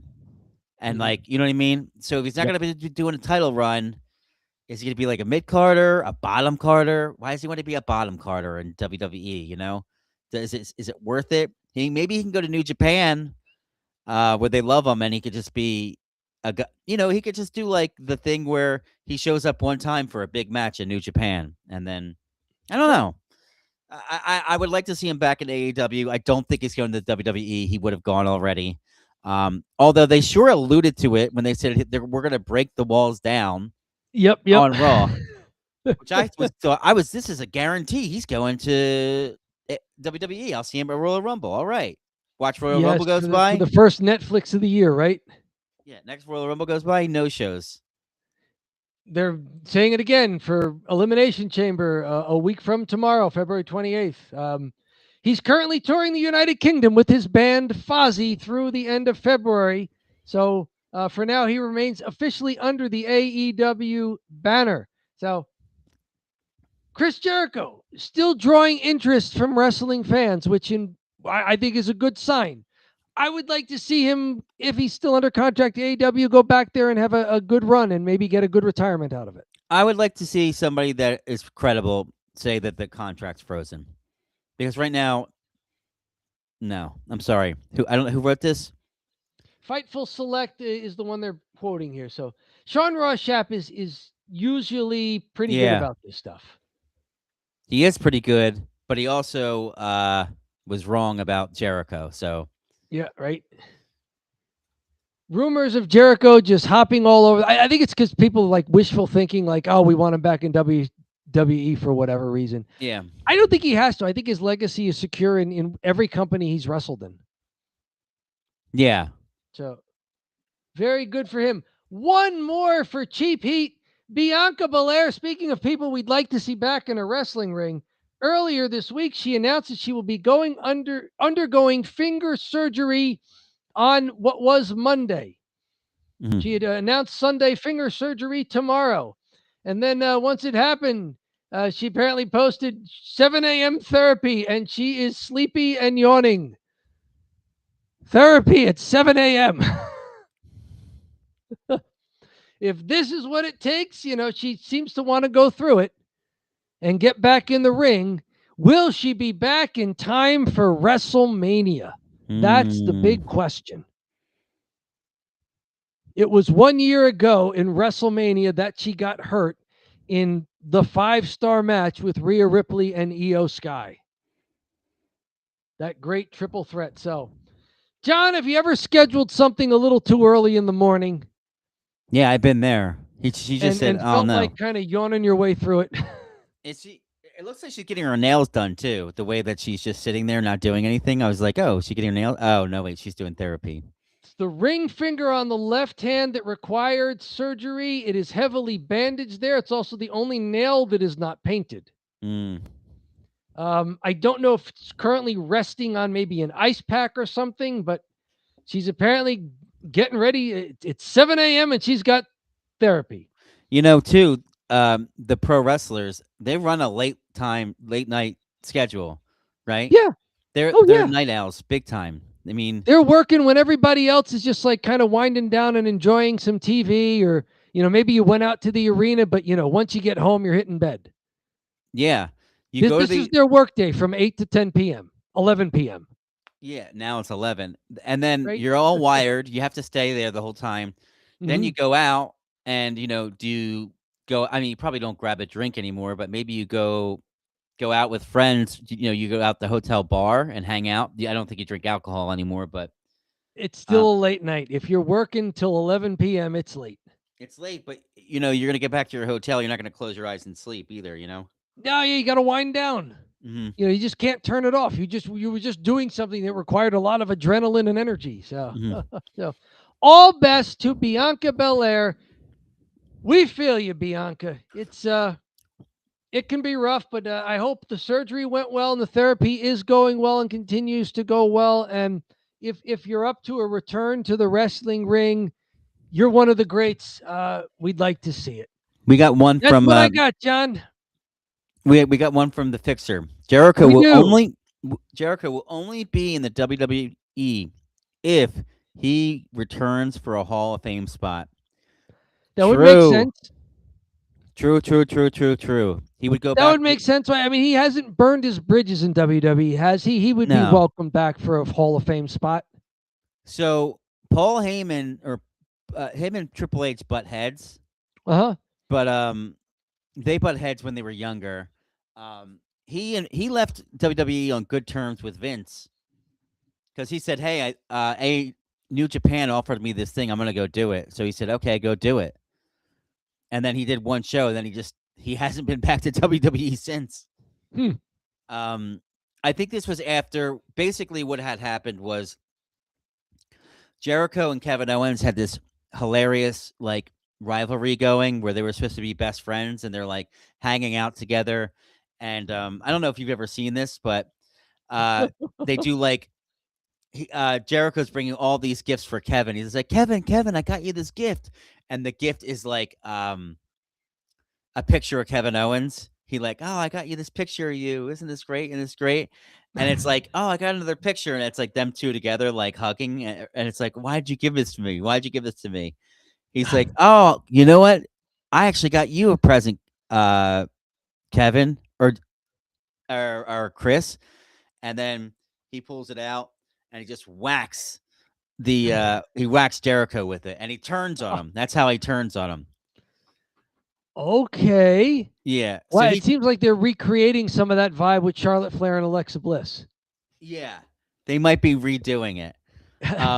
So Triple H, so they called that shot.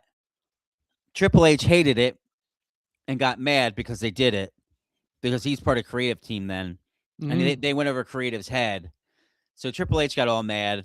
Vince liked it eventually, but they kind of got punished and they got booked like in the second match of WrestleMania. So they thought it would be a main event. They said this should be like the main event or close to because this is the best rivalry. And they put him in this really bad slot. And then Triple H said, I'm going to New Japan after that. Or excuse me, Chris Jericho said, I'm going to New Japan after that. That's the long-winded story.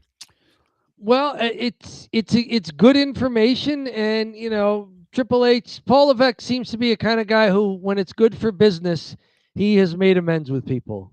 Yeah, I think he CM would. Punk. CM Punk's the worst.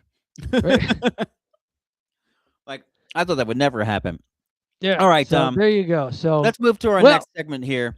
We might as well. It's pathologically frugal, not like a Pikachu promo card that Logan Paul is auctioning. It is unseasonably warm. It was cheap heat. Cheap Heat. And we're into the Italian goodbye, which is actually that story more was the Italian goodbye. You have But it anything for was this? Jericho related. That's It was true. Jericho and chat related. And it was still in cheap heat. Yes. Um, you have anything to talk about from your end for Italian goodbye? Not a whole lot. Just we've got Elimination Chamber coming up on Saturday, and I'm not sure if I'll be able to watch it live. I do have stuff to do Saturday, but we can probably get in a live stream maybe Sunday at some point if you think so. So if we can do that here, we'll let anyone watching know that Elimination Chamber we will be one day late, but still on the weekend. So look for us Sunday, March 1st, maybe with an Elimination Chamber recap. Mm-hmm. So apologies for that on my behalf. This looks like a cool weekend. We are counter programming SmackDown as we speak, right? Yeah. We had some good chatters today. We had Very good. Fixer. Yes. We have Sensei. I believe I've seen Sensei before too. Oh, the return of Sensei. Mm-hmm. They have since left though. Okay. Well, very good. Thank you for hanging out for as long as you did. Anything from you, Fixer? What are you thinking? What do you think of Elimination Chamber? Did you, Fixer, do you remember Chi-Town Rumble, Flair Steamboat? From 1989, exactly 37 years ago today. I had never seen the full show until I saw that WCW, the WCW channel on YouTube, had put up the entire program maybe a week ago or so. And I was thinking, like, oh my goodness, this is going to be February. The anniversary is Friday. And that's when I said to John, would you want to do a special and like do a rewatch of the Chi-Town Rumble? And hey, why not? You know, every now and then we spice it up here. Yeah, let us know in the chat, guys. What are you thinking about the Elimination Chamber? Here we go. We got one. I feel like Cody is winning the Elimination Chamber. Oh. So they're just going to run back Cody and Drew, or does Jacob Fatu somehow wind up in there for a triple threat? That's going to be a big question. I think that's a good. I think that's probably a good guess. If I'm going to be honest with you, Cody Rhodes, so they can, that continue that rivalry which has legs. But I'd like to see Drew McIntyre get another opponent for the title, while maybe Cody and Jacob Fatu do a short program. Yeah, it's weird because I don't want Drew to lose the belt. Right. And if I feel like if he faces Cody, is he going to win the belt again? If he wins the belt again, then Cody, then what does Cody do? Turn heel? Well, the fixture apparently agreeing the Universal belt at WrestleMania will become a triple threat. So if Drew retains, then maybe that sets up Jacob and Cody to go on a little bit of a program for maybe Backlash or Payback. I don't know if it would last as long as SummerSlam. Yeah. I just feel like if Drew's first opponent as a champ is going to be Cody, then it's going to be tough to hang on to the belt, right? Right.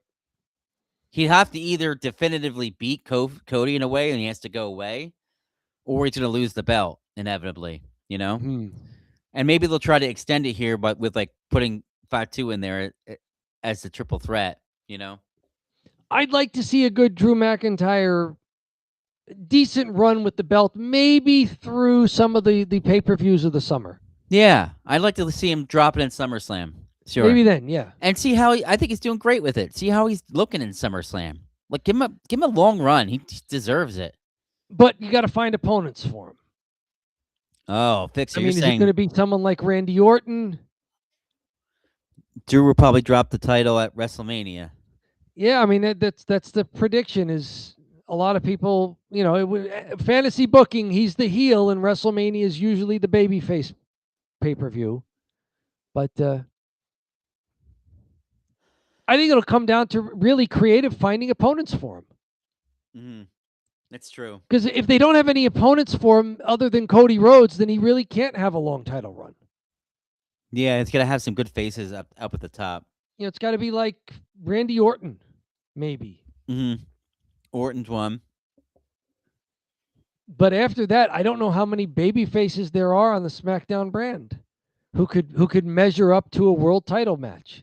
I mean, Jacob Fatu and Cody Rhodes are two who've been over as baby faces. Maybe But if they're going to be facing each other, then somebody's got to be going after Drew. Maybe after Punk loses the title to Roman Reigns, he'll go after him. Oh, so we're calling a Roman Reigns victory at WrestleMania. Just saying. Just saying. Okay. Well, I wonder if we'll get more questions, we'll get more answers, or more questions after Elimination Chamber 8 days from tonight. I'd even go as far as to say this right now. Roman Reigns, how often has he lost at WrestleMania?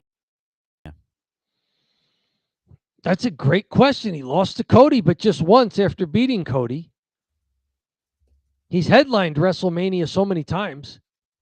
He's headlined it a ton. He technically lost to Seth Rollins in the triple threat.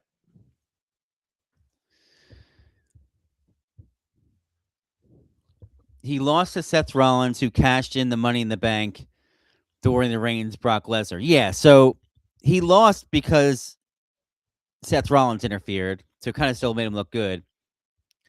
WrestleMania 34, he lost clean to Brock Lesnar. Oh. And then he has just won. He beat The Undertaker. He beat the Triple H at 32 for the WWE title. Defeated Edge and Daniel Bryan.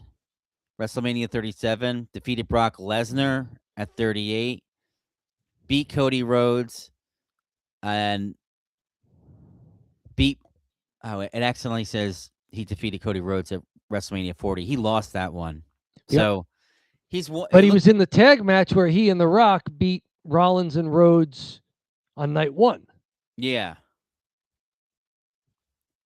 Yeah, I don't know. I don't see that. I don't really think that. I don't know. Do you think Roman Reigns going in there and giving him the rub, giving Punk the rub, is going to make any sense? I don't look at it too much as that, because they're both established stars at this time, and neither one needs to go over. Yeah. Like, they're both great legacy champions. They're both clearly stars. So I don't know. I think it'd just be fun to watch how they play it out and what they do when they finally get in the ring. I feel like Roman's higher on the totem pole in WWE than Punk. Probably. You know? Yeah, he had an historic run with the belt that was very good for business, and was able to take that next step with the company as a big business.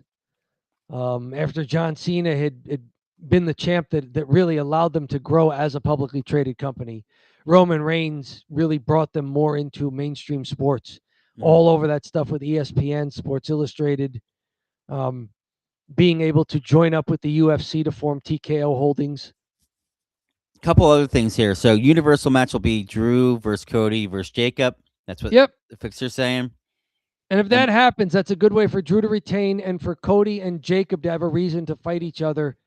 It doesn't have to be a long program, but it can last until Backlash or Payback. And yeah, because I think Jacob Fatu kind of ruined Cody winning the title off of Drew. If you can remember that match, it was kind of Jacob's fault. The cage match? Yeah. Where Drew won it? Yeah. Well, I mean, on one hand, Jacob stopped Drew from getting out of the cage. So he saved Cody initially. It wasn't until Cody Rhodes and Jacob Fatu started fighting in the ring that Drew was able to just escape while both of them were distracted. Yeah. They were unavoidably detained in some sort of skirmish with each other. And then Jade will drop the title to Charlotte Flair.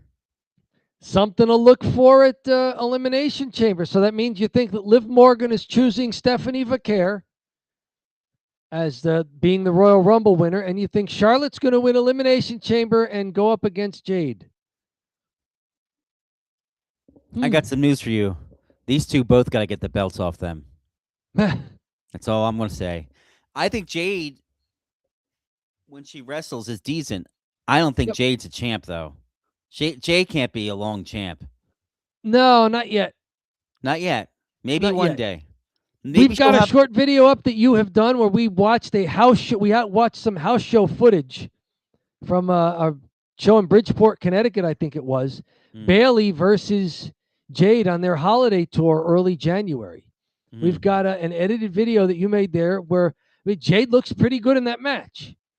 But I don't think it's have a long world championship reign yet. Yeah, totally. And I still think Liv Morgan and Raquel Rodriguez are doing the Shawn Michael Diesel thing from 30-something years ago. You're totally on to that. I mean, I see that coming a mile away. Oh, I like this. Jade won't drop until Money in the Bank. So someone cashes in on Jade. Oh.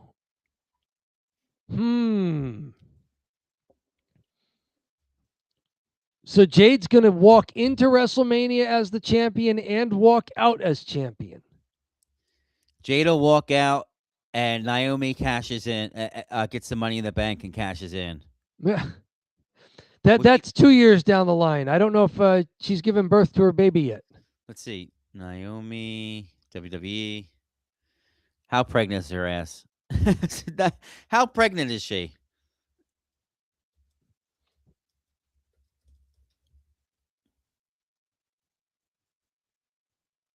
I would imagine that she and Big Jim are still expecting. Yeah, she hasn't had the baby yet, so no, it's not. It's too early. Especially since the Usos are back together as a tag team and have the title belts on Raw. Are they really? Yes. Wow. Yep. They pulled the plug. They said this isn't working, and they put them together. They put them back together, and maybe they, were looking at how hot the women's tag team division was, and says we got to get some of these men's tag team back together. Poor Jimmy. Poor Jay. I mean, good for Jimmy. Jimmy don't have to keep. Hey, losing. Jay got a couple of world title reigns out of it, which maybe he deserved, maybe he didn't. I thought he was okay. I think the internet was rough with him. I didn't think he was that over bad. with the live crowds in the arenas. Yeah. Naomi vacated in October. Okay, so she still got a while till that baby pops out.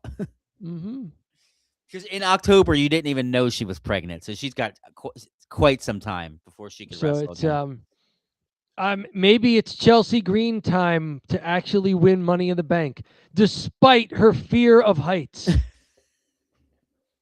She's gonna have someone carry her up, and she closes her eyes, and she goes. Yeah. Alba Fire will somehow be involved. Chelsea got over her fear of heights at the previous Money in the Bank where she climbed the ladder, but Tiffany Stratton just pushed her over.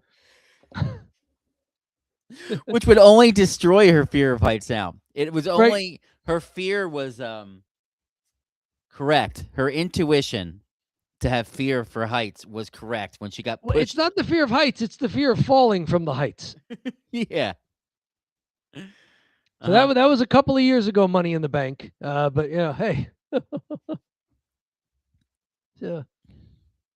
Oh, Fixer. Chelsea's out with a broken ankle. She is. Reports weren't clear as to whether it was broken or just sprained. But yeah, that's why they've got her doing backstage segments, being pushed around in the wheelchair. Okay. Yeah, she had the boot on. So I mean, she might be ready by Money in the Bank. She might be ready by WrestleMania. I don't know. I don't know the severity of the injury. It's great that she has the wheelchair for a broken foot. Yes, which is better than Elton Prince having the wheelchair for his shoulder injury. Yeah. Oh, Kiana James stole her spot in the chamber. Oh, okay. Kiana James can wrestle. Early in the running for women's match of the year for SmackDown for me is the February 6th Rhea Ripley and Io Sky retaining the women's tag championships versus Julia and Kiana James. I thought that was a great match a couple of weeks ago. I made it the lead. Right. If you remember. Yeah. I was like, this is a lead. It was a great match. And it wasn't like, Kiana James was the fourth wheel who was squeaky and not pulling her weight. She wrestled great in that match. Dom, I think I'm going to repost this Jade video. It has one impression, meaning that it's been pushed to one person. I released it at 11 a.m. Something's wrong with it. Huh. So I'm going to play around with some of the wording in it and everything like that, and then. Okay. Huh. I don't know how the marketing works. Yeah, I know it enough that I've never seen something like this, so it's a bug of some sort. Well, something to work. We're always learning here at Don't Bury the Lead. And it doesn't hurt if I repost it because it has one view, and that view was me. It was literally me watching it, and there's only been one other person on YouTube that has seen it, when really they get thousands of impressions. I have not gotten to it yet myself, so it is not me. Elton Pritz had surgery. Yes, he did. He's got neck surgery. He may be done. If they're saying he could return, that'll be great, especially just for his health overall as a person. But yes, he had some serious surgery, which is why Kit Wilson is tearing it up right now with his dance music and his "You Are Toxic." And you look like you are intently reading something. No, I was trying to figure out if you read that he's injured and he might be done? Yeah, I mean, anytime you get neck injury, I mean, Kevin Owens is still not back. That's a good point. Yeah. Life-altering injury.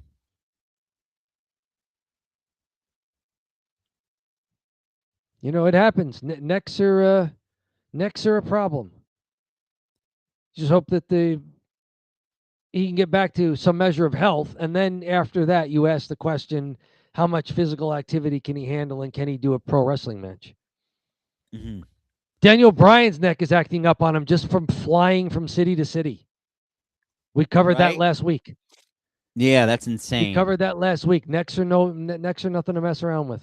Because he left the door open because he said, I'm done wrestling full time. Yes. I'm retired from wrestling full time, which means I will come back for a pay-per-view and do a match. Yep. I'm unretired. The French doors open, and there's Daniel Bryan. Yeah. But if he's having problems sleeping and he's getting the pain just from travel. Daniel Bryan's many things. He's very reasonable. So yes. If that's happening, he's not going to be a guy that pushes. That's like, oh, cool, I'll still wrestle. I don't care. He has a family and a daughter and stuff. He can't do that. He's made a good living for himself. He's one of the great modern wrestlers. No questions asked. So he'll always be a legend. There's no harm in him going out on top like that. He was the AEW champion. He was way over. He loses the match in a retirement match to Jon Moxley. If that's his last match, it was great. It's a great match. He was in Seattle, which is his hometown, his home state, and that's where he dropped it, and that's where he lost. And the crowd was just silent. Right. And it was so cool because the crowd was so upset, and it built Moxley up to be such a great heel. Because after the match, Moxley's all angry, and then they just start jumping him, and the crowd's freaking out, and then they beat the hell out of him, and they put him on a stretcher, and then they stretcher Daniel Bryan out, and he's like, and it sets up Moxley to be just a super heel. Yep. No questions asked, everyone booing him.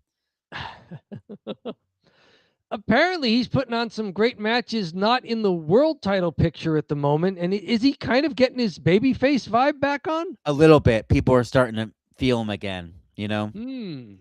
Yeah. Yeah. I think it's only inevitable when you're physical and you're winning that they're gonna start liking you. Hmm. But there was no Some question. guys just got too much riz.